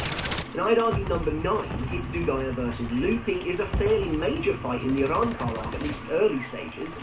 The problem is, Hitsugaya is barely involved. When Aizen sends another squad of Arankar to Karakura Town, Hitsugaya's advance force engages them. Initially, Hitsugaya isn't facing Luffy at all, but he's squaring off against Yami. However, Luffy, the new 6th Espada at the time, very quickly takes control of the fight, deciding to release his Zanpakuto toe and battle Hitsugaya's entire team. Immediately, there is one thing that I really do like about this fight, and that's Hitsugaya attempting to stop Luffy from releasing his Zanpakuto toe. Finally, a character just sit there and let the enemy transform. It's a nice, genre-savvy moment for the captain, even if it doesn't quite work in the end. Luffy's resurrection Trepadora is revealed, and thanks to his 8 tentacles, he instantly surrounds and blasts Hitsugaya out of the sky, the captain dropping to the ground far below.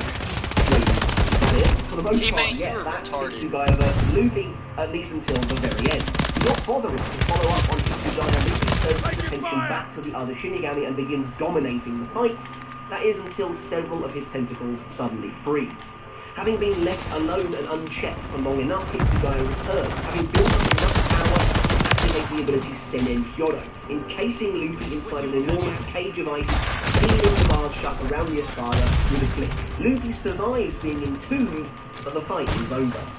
Senen Hyoro is a really cool way to end this battle. It's totally unique. We never see this power again in the source material, and that makes it memorable in my mind, at least. Now, this battle coming in at number 8 is an interesting one, and I don't necessarily think it's a bad fight at all. It's just not quite up to the standard of the rest, and that's Hitsugaya versus Yukio in the Lost Agent arc. If there's one thing to say for the battles at the end of this arc, it's that they are unique. Certainly, Hitsugaya doesn't have another fight like it. After the Fullbringer, Yukio separates all the fighters into different chat rooms to do battle. Hitsugaya goes up against Yukio himself. With Yukio in complete control of the battle arena, he forces Hitsugaya, watching as the captain tries to locate him in a digital maze while avoiding missiles. So already this fight has a very unique aesthetic to it. When Hitsugaya finally arrives at the central control room, the two clash, with Yukio summoning countless eldritch monsters to take on the captain. The monster designs themselves are cool and creative. They aren't hollows, they don't look really anything like hollows, they are totally new for Bleach, and Yukio's Fullbringer abilities are a lot more interesting now they can expand beyond the screen of his combat. Watching him delete and rebuild the walls around them is pretty neat, and given more time and experience, Yukio could become very formidable. However, as it stands, he's currently no match for the captain, and Hitsugaya defeats him quickly and easily, freezing the floor and then simply shoving Yukio onto the icy path once captain round up and distracted. With Yukio's controls frozen, he loses access to his Fullbring, and Hitsugaya then saves him from the rampaging monsters he created before taking the execution member hostage. I think the transition into learning a little more about Yukio is quite abrupt, and Hitsugaya makes the correct connection to Yukio's past virtually out of nowhere.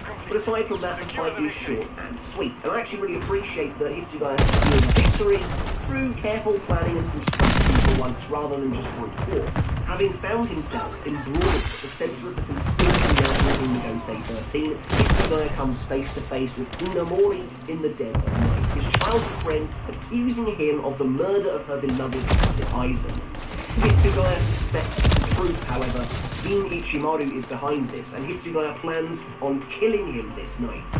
Hitsugaya vs. Gin is another brief battle, but it's an epic one, and I remember finding it very exciting back in the day. Now, admittedly, I personally was more excited to see Gin in action than Hitsugaya, but both of them come out of this series looking pretty awesome. It's atmospheric and emotional, with Hitsugaya having to first put down a delusional Hinamori before he can face his true target. It's a heart-wrenching battle between these two prodigies. Meanwhile, Gin approaches the entire thing like a game, at least until the little captain gets serious, unleashing his power and revealing Ishikai Hyorimaru for the very first time, lighting up the night sky with a crystalline blue light. There's a great, palpable sense of power in this fight. The power of two captains coming together like a force of nature, and easily watching in awe at Hitsugaya's strength before being unwittingly caught up in the tempest. Gin mostly spends the fight on the back foot, that is at least until Hitsugaya outmaneuvers him, raising his arm and going for kill. In what remains one of Gin's coolest moments ever, he opens his eyes at last and fires Shinso at point-blank range. Hitsugaya narrowly avoiding the blade, only for it to rush screaming towards Hinamori. Thankfully, the arrival of Matsumoto not only saves Hinamori, but signals the end of the fight. Like I said, it's over in a flash, but it's a great, tense battle of both characters involved. Now, I feel like I've talked about this fight a lot lately, but coming in at number 6, we've got Toshiro plus the Gotei 13 plus the Vizards versus Aizen. Now, as you probably know, I like this fight quite a bit, from Aizen's perspective. From the view of the captains, well, they all kind of end up looking like chumps, but of course that's by design. Hitsugaya takes the lead on this battle, clashing with Aizen early and attempting to take control of the showdown. Now, while Hitsugaya has a pretty bad...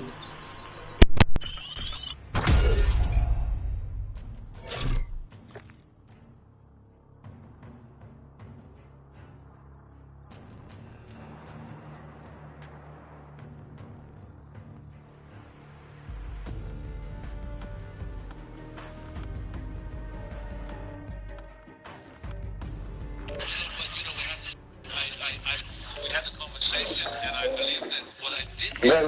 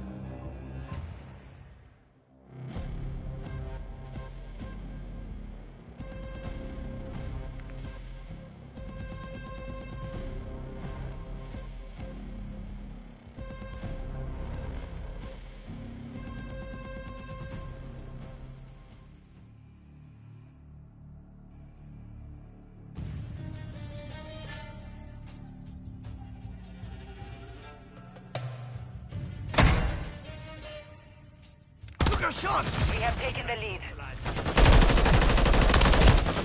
A wonderful character overall. At last, he confronts Ivan the nexus of his hate and release his anger, even towards the fact of his disability as a captain. This fight gives Hitsugai great reason. His immaturity as a captain is put on blast here, and he, along with his comrades, suffer the consequences of his anger.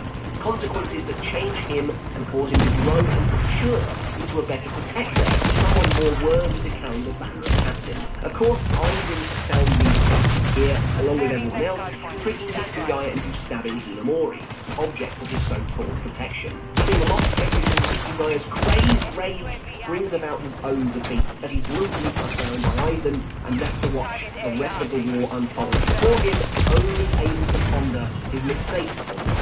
Okay, we reach the top 5 now. Up next we have Hitsugaya's final battle of the series. Hitsugaya, Byakuya, and Zaraki versus General Bowser. Having been beaten on the vice, a rejuvenated Hitsugaya joins in the enormous showdown with Harvard, rescuing Thor and Dante 13, and Vizard soldiers from Skirmish to end the miracle Gerard, who has grown to a satanic size. Although Hitsugaya is no match really for the enormous Quincy, even in Banzai, he and Byakuya attempt to find a strategy to bring Gerard down, while Zaraki faces the Skirmish directly. This is an interesting fight from Hitsugaya's perspective, I think. It's made very clear from early on that he's unable to really do anything to Gerard at the moment. The Quincy either shrugging off his attacks or flat out denying the little captain the right to battle once he's decided that Zaraki will be his only opponent. That being said, I like how aware Hitsugaya is here, and Hugo makes good use of the battle's unusual setting and adds some extra unexpected tension. With valve belts floating high above the Say anything massive that falls could be catastrophic, and Hitsugaya spends time attempting to ensure that doesn't happen. Whether he's blocking Zaraki's own blade, warning the captain that cutting Gerard down could result in Say complete destruction far below, or catching his fire escape in midair with his eyes. Of course, the biggest moment for Hitsugaya comes at the end. With his ice technique gone, he completes his fun finding revealed in a big twist, delivering fans one final transformation to Shinigami. Now extraordinarily powerful and an adult, Hitsugaya beats out with Gerard on a more even playing field, eventually freezing the Colossus with his force and, working with Byakuya, obliterating him. Now, the nature of this fight, the nature of Gerard himself as an opponent, is never really ranked much higher than this. It's ultimately Lord Battle. But Hitsugaya specifically, I'd say it's a fairly good one. And now for something a little different. With Hitsugaya now a zombie and under the control of Skirmish and Giselle, he's been unshackled, no longer bound by morals or a sense of security until Hitsugaya is set free, and we see what's essentially his true power and skill unleashed for the very first time. Honestly, that makes this whole battle feel very unique. The captain is simply not himself, but that means a fresh take on someone who has had many fights in the past. Watching him completely dismantle Ikaku and Yumachika in the most ruthless and merciless fashion possible is awesome. Perhaps the only captain in the 13 has been turned into a remorseless killing machine. This sequence shows exactly why Hitsugaya is a captain in the first place. From his torrential ice that's enough to render Ikaku totally immobile with a single, almost effortless swing to his impeccable vengeance skill. Plus, it's always cool seeing the myriad inventive ways Hitsugaya can use his ice, and then his grim effectiveness in the way he applies it in his brutally short takedown of Yumachika. When he then goes on to fight Miles in a matchup you never expected, never knew you wanted, Hitsugaya's power is apparent, with his Banzai capable of killing the scientist in a matchup. We may have only seen Hitsugaya like this once, but that makes it all the more special in my mind. It was a peek behind the curtain at what the Tesla was really capable of, worthy to forego his dual-hearted nature, and to be honest, it was kind of scary. Coming in at number 3, we have our...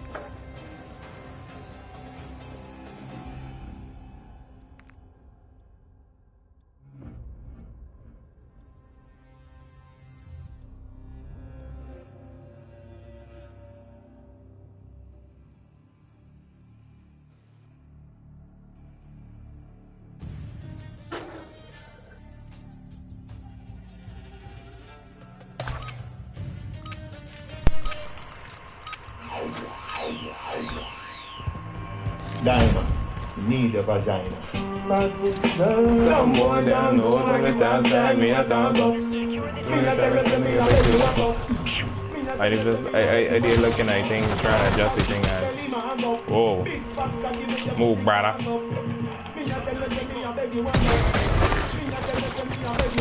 Now why you wanna go here?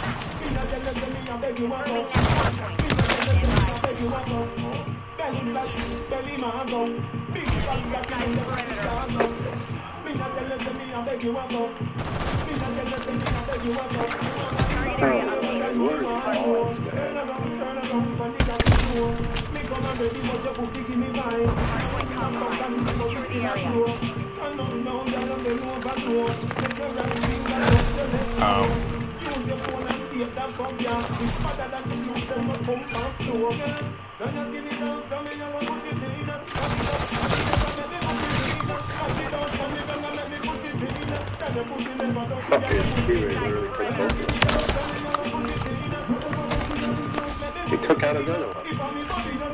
Got him right there. He's shooting teammates for him. Third one in a row.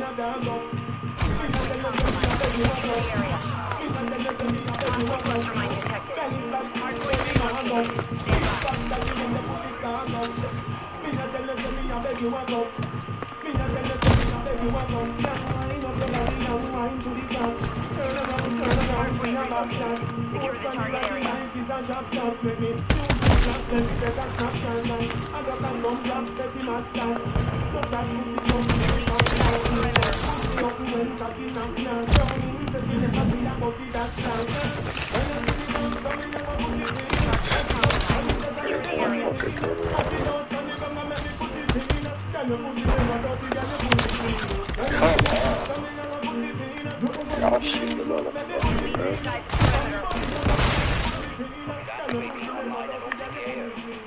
Fuck did he go? Hardpoint compromised. Secure the area.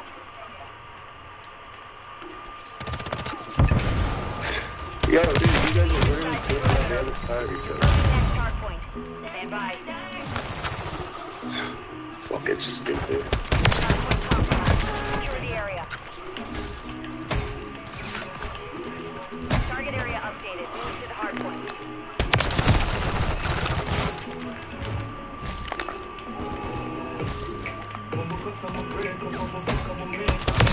Inside perimeter.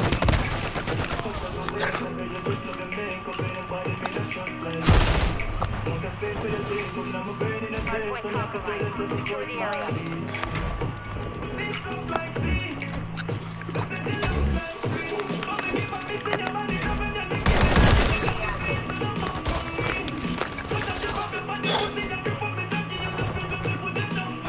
Friendly UAV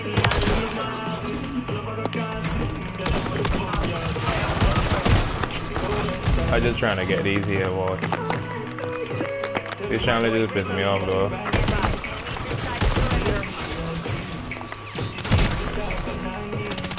Oh.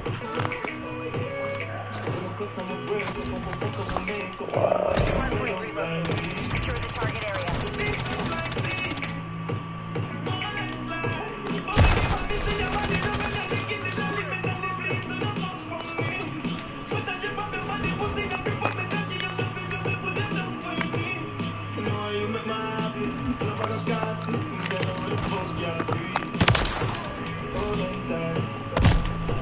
I don't even know that I could have seen me from there. I probably, if I did that, that probably went ready for me.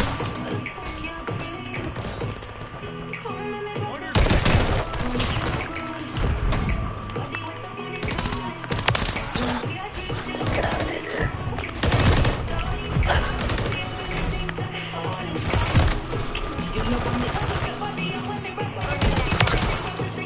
What the fuck did you realize right there, man?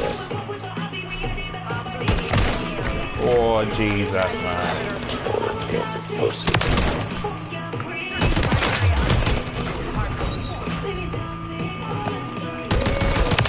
Brother, wait, mine was too late straight in something. He would have that though. Oh, even though that man, they see a man or that's another man, I don't know.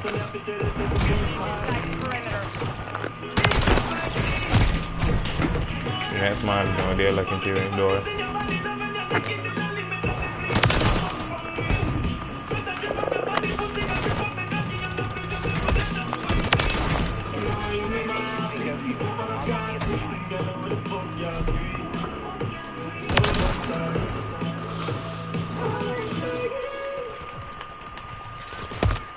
Brother, look at this blasting near play your bullet.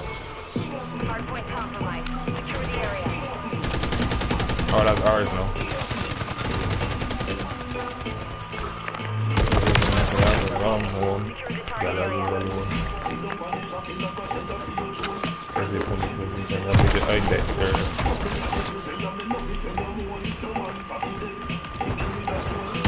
Oh, he's falling though.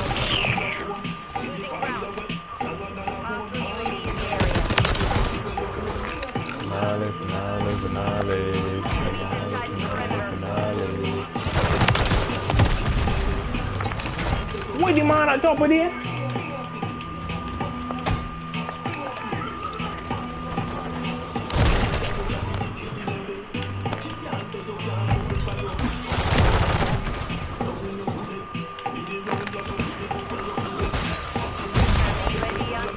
I didn't even know we're close to that.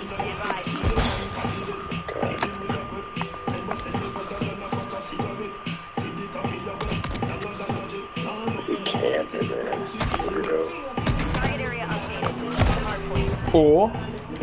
I mean, real, but mileage already right there, then.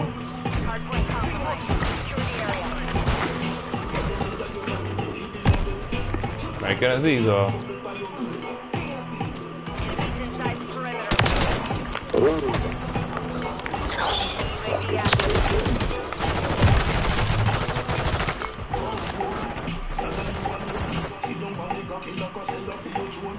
This is a picture to my phone.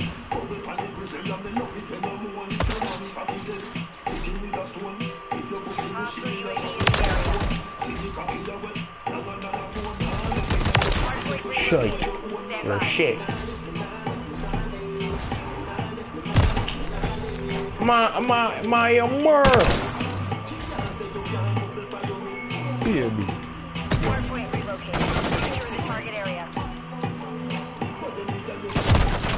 I mean, that was gonna happen, but.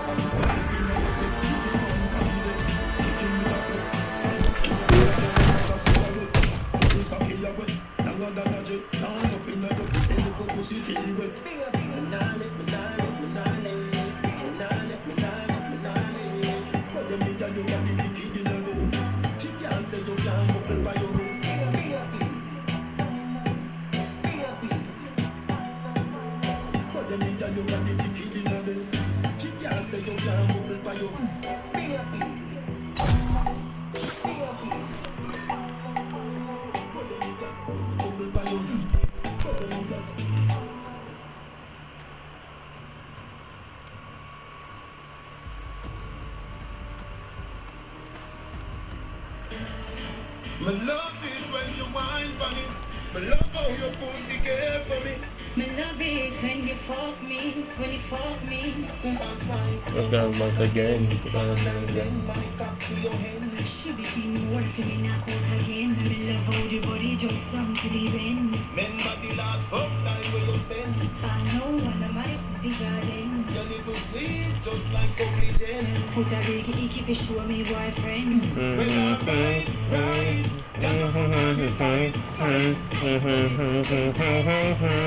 Wake me up when you feel like crying. Anything you say me cocky don't lie. Deep would you with all of your mind. We are both fucking on the Boy, me a come Lord Jesus Christ. baby, come make me want you like a dog. Me want you pussy for me cocky. No tell nobody that unnecessary. But me want the cocky now me belly. That time me get on, me no want it on. Me want you pussy for me cocky. Me better than the fools them on the telly. Because me want the cocky now me belly. Well, alright, the street vibes take a turn. Time to your ball like you scream and you squirm. I know me alone, I go wiggle like worm. Body have to chip up, if pussy I go burn. Dead said a cocky, you well long till it turn. Make you run from Gaza, well a race tavern. Teach me your name, you could teach me we learn. But cocky for me case till the court adjourn. Well, alright, right. Why is it put on me tight, tight? I so me put them I like high. Wake me up with a big long pipe. Anything you say me cocky don't lie. Teacher who do we all of your mind. We have got fucking I got in the you, middle of the brother. night. Boy, me Never do it. I leave the food going. You ever relate that shit on the money? There's that. Stick over there. You know that's when the boy don't like her. I know.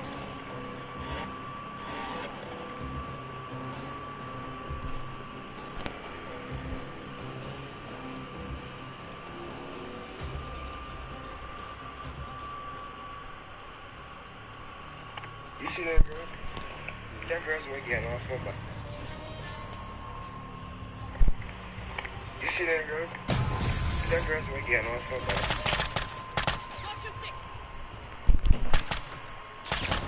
Hard work, domination. Capture all objectives. Keep them secure. Lost Bravo. I do it.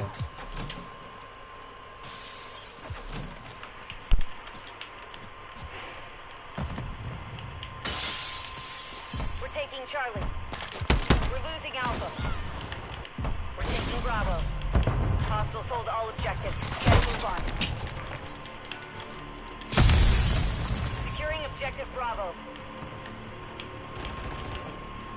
Securing objective Charlie. Charlie secure. We're taking Bravo.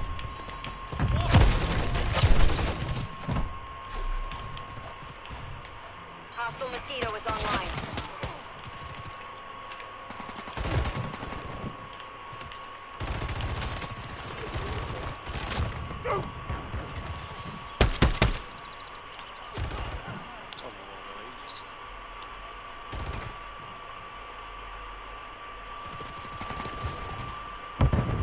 Enemy UAV active. The enemy has captured 2 objectives. Get them secure.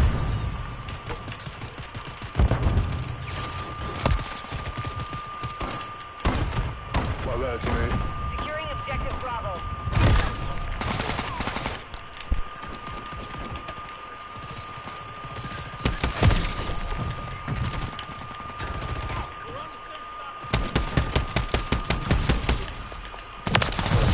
Stupid, I painted. Securing objective Alpha. Dumbass. Try how to do it again. Alpha secure.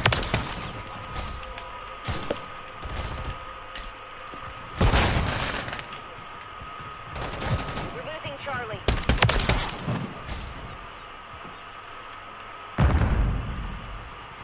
The enemy took Charlie.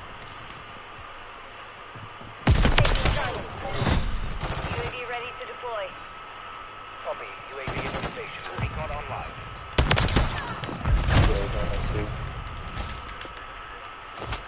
Works on the bathroom. We're taking Bravo. Friendly UAV online. Hostile UAV in the area. That's crazy.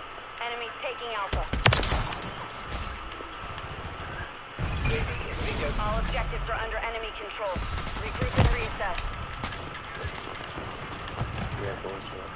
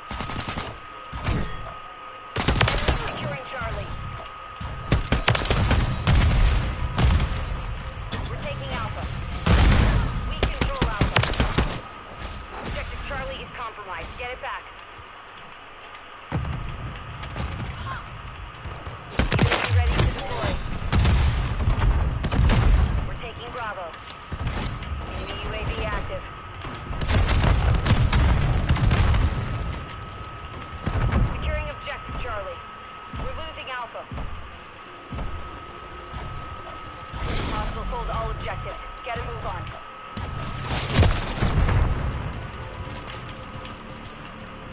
We're taking Charlie. Charlie secure. Friendly Overwatch helo in the area. Hostile mosquito is online.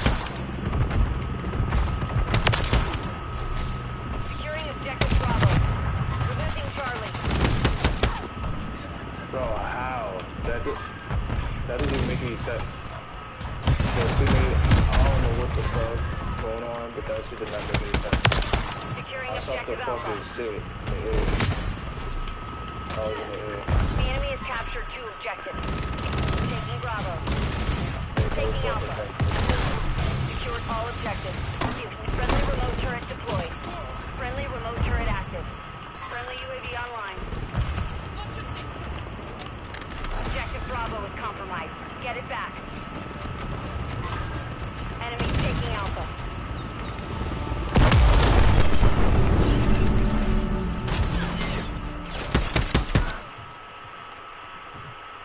Hostile UAV in the area. Lost Alpha.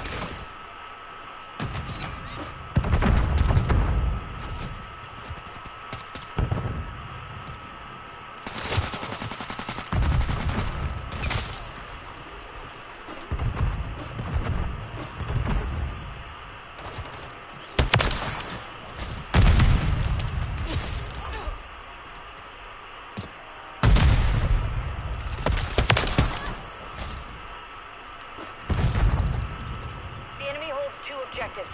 Secure those positions. UAV standing by. We're getting hit hard. Securing objective Alpha.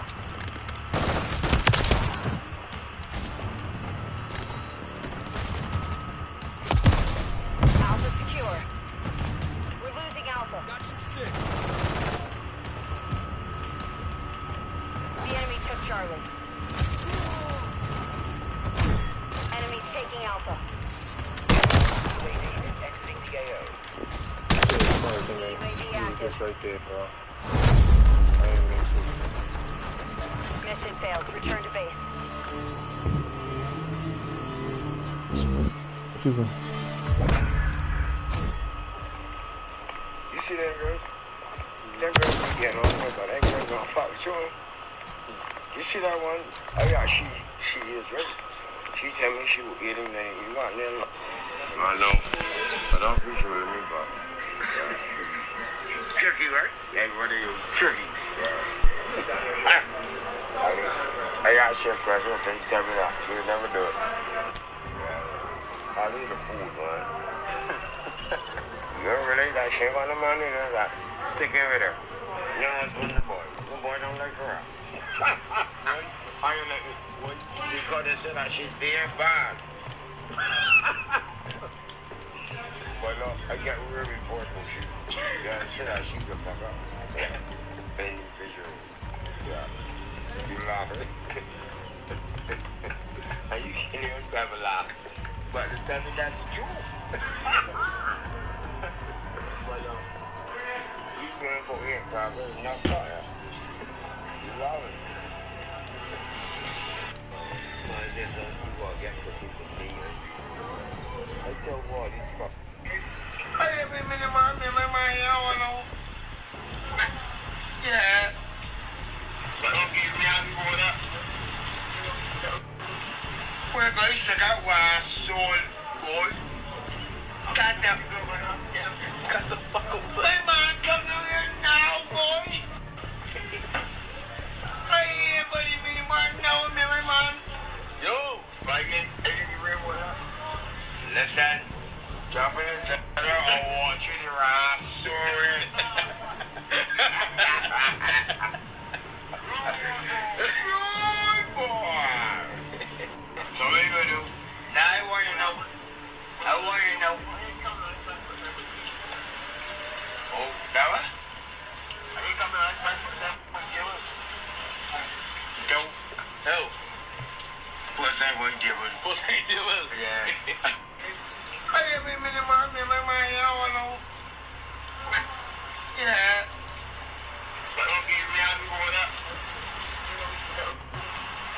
guys, I got one soul, boy. Got that. Got the fuck up. Hey man, come down here now, boy. Hey, everybody, me man, now, me man. Yo, fucking, listen, drop in the center, I'll watch you your ass, sorry. Good boy. So what you gonna do? Now I want you to know. I want you to know. Oh, fella? Are you coming right back with that one, yo? Yo. No. What's that one, Gibber? What's that, Gibber? Yeah. Hey, every minute, man, y'all know. Yeah. But don't give me out for that. Well, guys, I got one soul, boy. Got that. Got the fuck up. Hey, man, come down here now, boy. What do you want to do if I play this, brother? The kids are fucking out. Got your hands on wicket.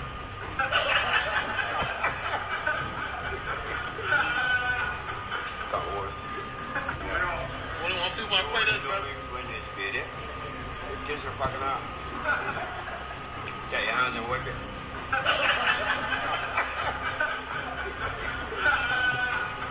Got worse. What do you want to do if I play this, brother? The kids are fucking out. Got your hands on wicket.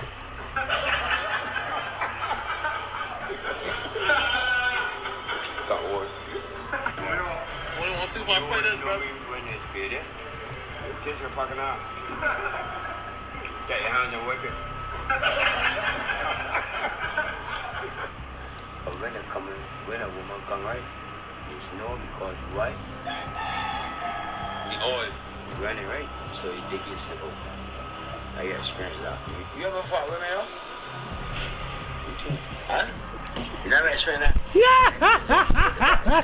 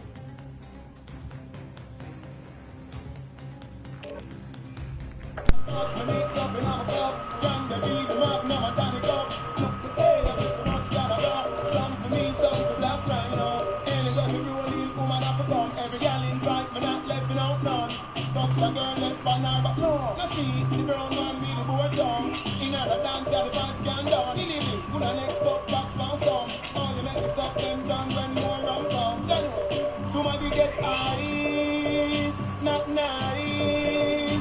Get the white, the red, the overproof, the tonic wine. Everywhere we party, everywhere we party. People walking, want make the Gaza man so happy. Street vibes, come and start to make up in a song. I'm taking fire! Still confirmed.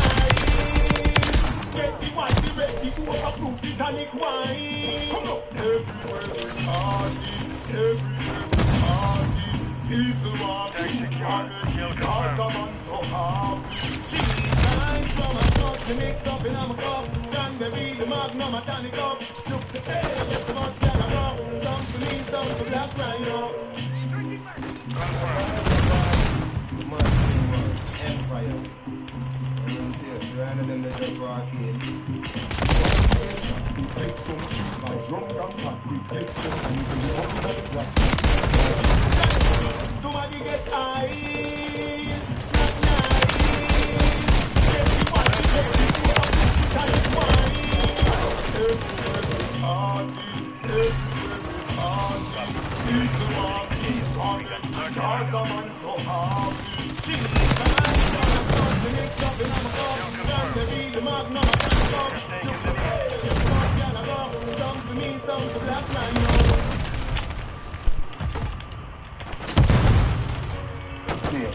Let's be nice, man. And I watch. I'm supervising. Baby, me conscious about your boom. No man, you give way. No man, you give way. I know me conscious about your boom. No man, You gave way. Now why you gave way? I know me concert. Call your phone about 4 times.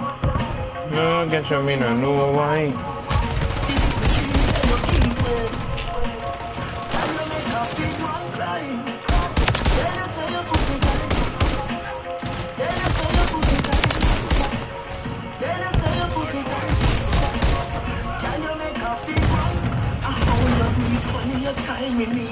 The place I burn, so I ignite the heat. Sit down, tell me you like the seat. The problem here is what I grind your teeth. Tear me up like my disease. So guys, I'm glad I go a brighter street. Me breathe, you know, me not to lie your feet. So walk a first, get a child to me. Call your phone, go 4 times. Don't you tell me you know why. This machine say you keep it. Can you make happy one cry? Then I say you pussy tight. Then I say you pussy tight. Then I say you pussy tight. Can you make happy one? Me need your beer. That wine that goes. Just turn around, look at your bump and mine. Perform no girl, you please the crowd. Caress me band, squeeze me down. I wish you were mine forever now. You will be mine when me a play the song.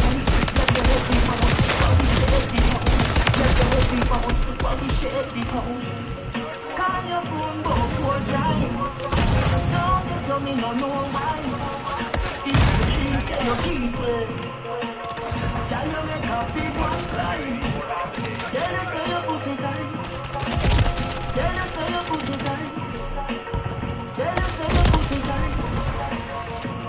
Baby, me concerned about your boom boom. No why you give way, no why you give way. I know me concerned about your boom boom. Brother. No why you give way, no why you give way. I know me concerned about your boom boom. No why you give way, no why you give way. The cocksuckers just walking next to each other, I think. why you keep it, no why you keep Thanks, it. bro. I know me conscious. Call your phone up 4 times. Now you tell me no why. If she say you keep it, can you make a big man cry? Tell you say you pussy tight. Tell you say you pussy tight. Tell you say you pussy tight. Cause I had to just hit this now.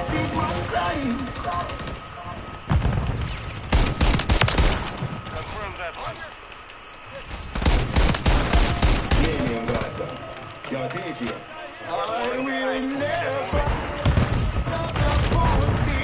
I will never fuck the party. No time, nobody talking, no pussy talking. In the trouble, nothing, never girl talking. A rich man make another guy talking. As I know me, in a body. Oh, if I fuck pussy, that's a girl business. If I fuck party, that's a dirty business. Pussy girl, them a pussy business. Everyone in the West Indies.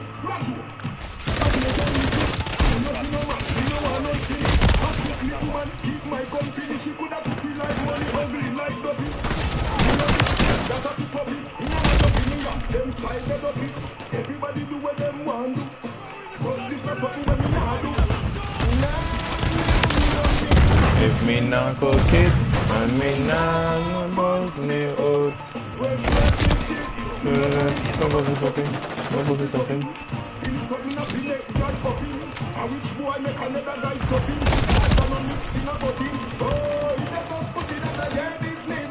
It's a fuck pussy that's a dirty business. Fuck pussy can have better than business. Give me every one of them in the West Indies. Liberty of one man. Nothing nobody. Everything on the come out. We have to shut down. We have to vote. We are hurt like a number. Man from Tel Aviv, man from South. Real bad man, them and another sound. Bangladesh man, bunny out. Super more man. Tell them in no time. Nobody talking. No pussy talking. In the couple of in a girl coffee. A rich man make another guy talking. As I know mix in a body. Oh, it's a fuck pussy that's a girl business. It's a fuck party that's a dirty business. Pussy girl them a in the business. Just give me everyone in the West Indies. Never talk a pussy. I will never Talk about it. no time, nobody talking up in a girl talking. A rich man make another guy talking. That's a man in a body. Oh, it's a fuck pussy that's a girl business. It's a fuck party that's a dirty business. Pussy girl them up in the business. Just give me everyone in the West Indies. Nothing no man, no one nothing. I think little man keep my company. She could have pussy like money, ugly like dirty. Me know it, that's a people. Now I opinion, them fight the dirty. Everybody do what them want to. But this not something when me not do. Nah, me, if me no good it, and me nah put me out. Where's my district? No time, nobody talking. No pussy talking. You talking up in it, just talking. I wish boy make another guy talking. Guys are not mixing a body. Oh, it's a pussy that I hear this name. It's a pussy that I hear this name. We're losing ground.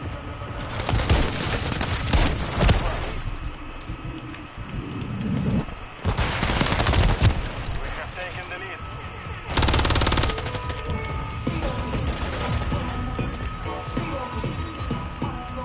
Mosquito active. Secure. Kill confirmed.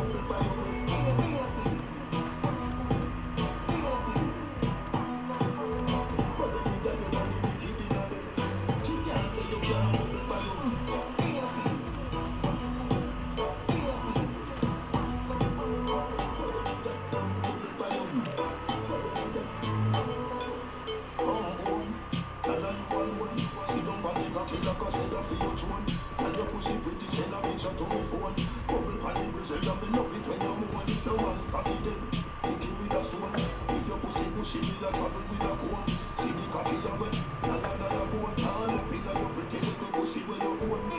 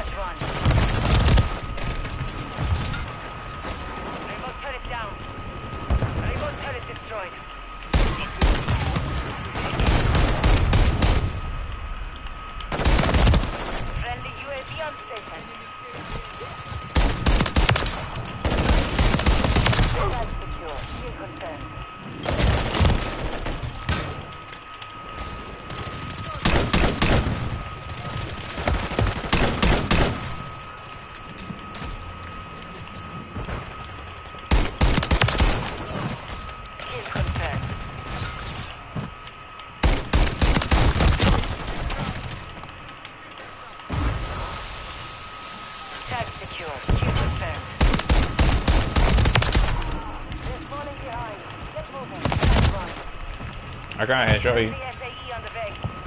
Lost casualties. Fight back.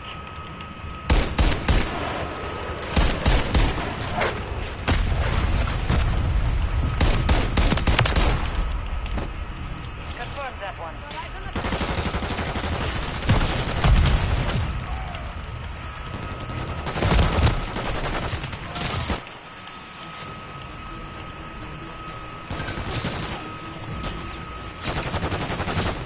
Hostile mosquito online.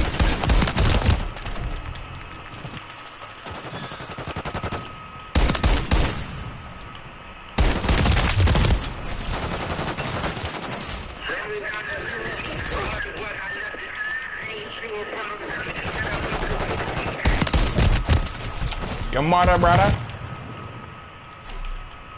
Ross, come on. My teammates can't have a killer, little man in the tunnel. Confirm. Friendly precision airstrike inbound.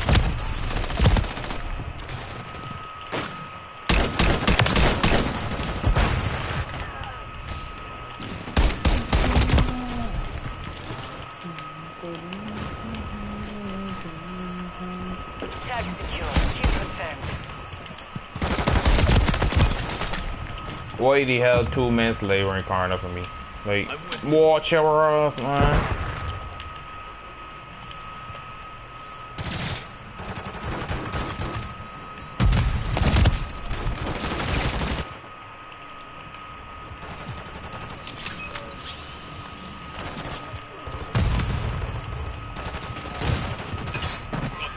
Confirmed.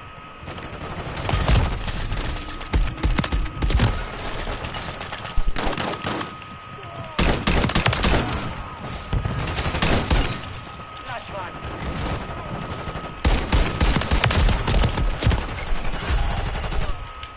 Hostile confirmed.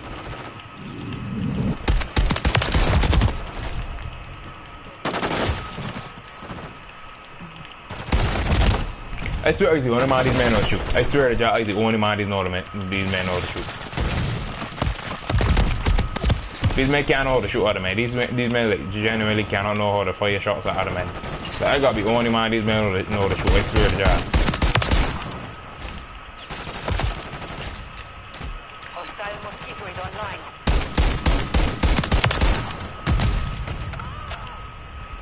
Confirm that one. Friendly UAV online.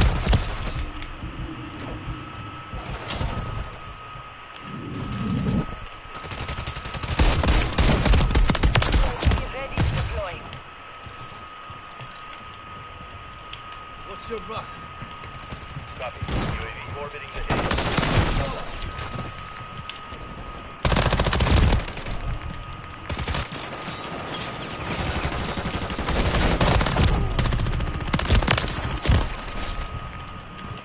They're getting hit hard.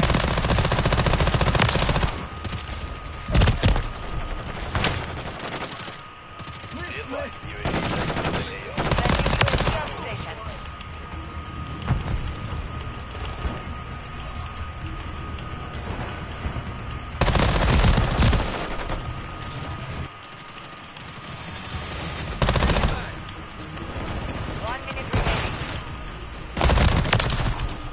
Tag secure. Kill confirmed.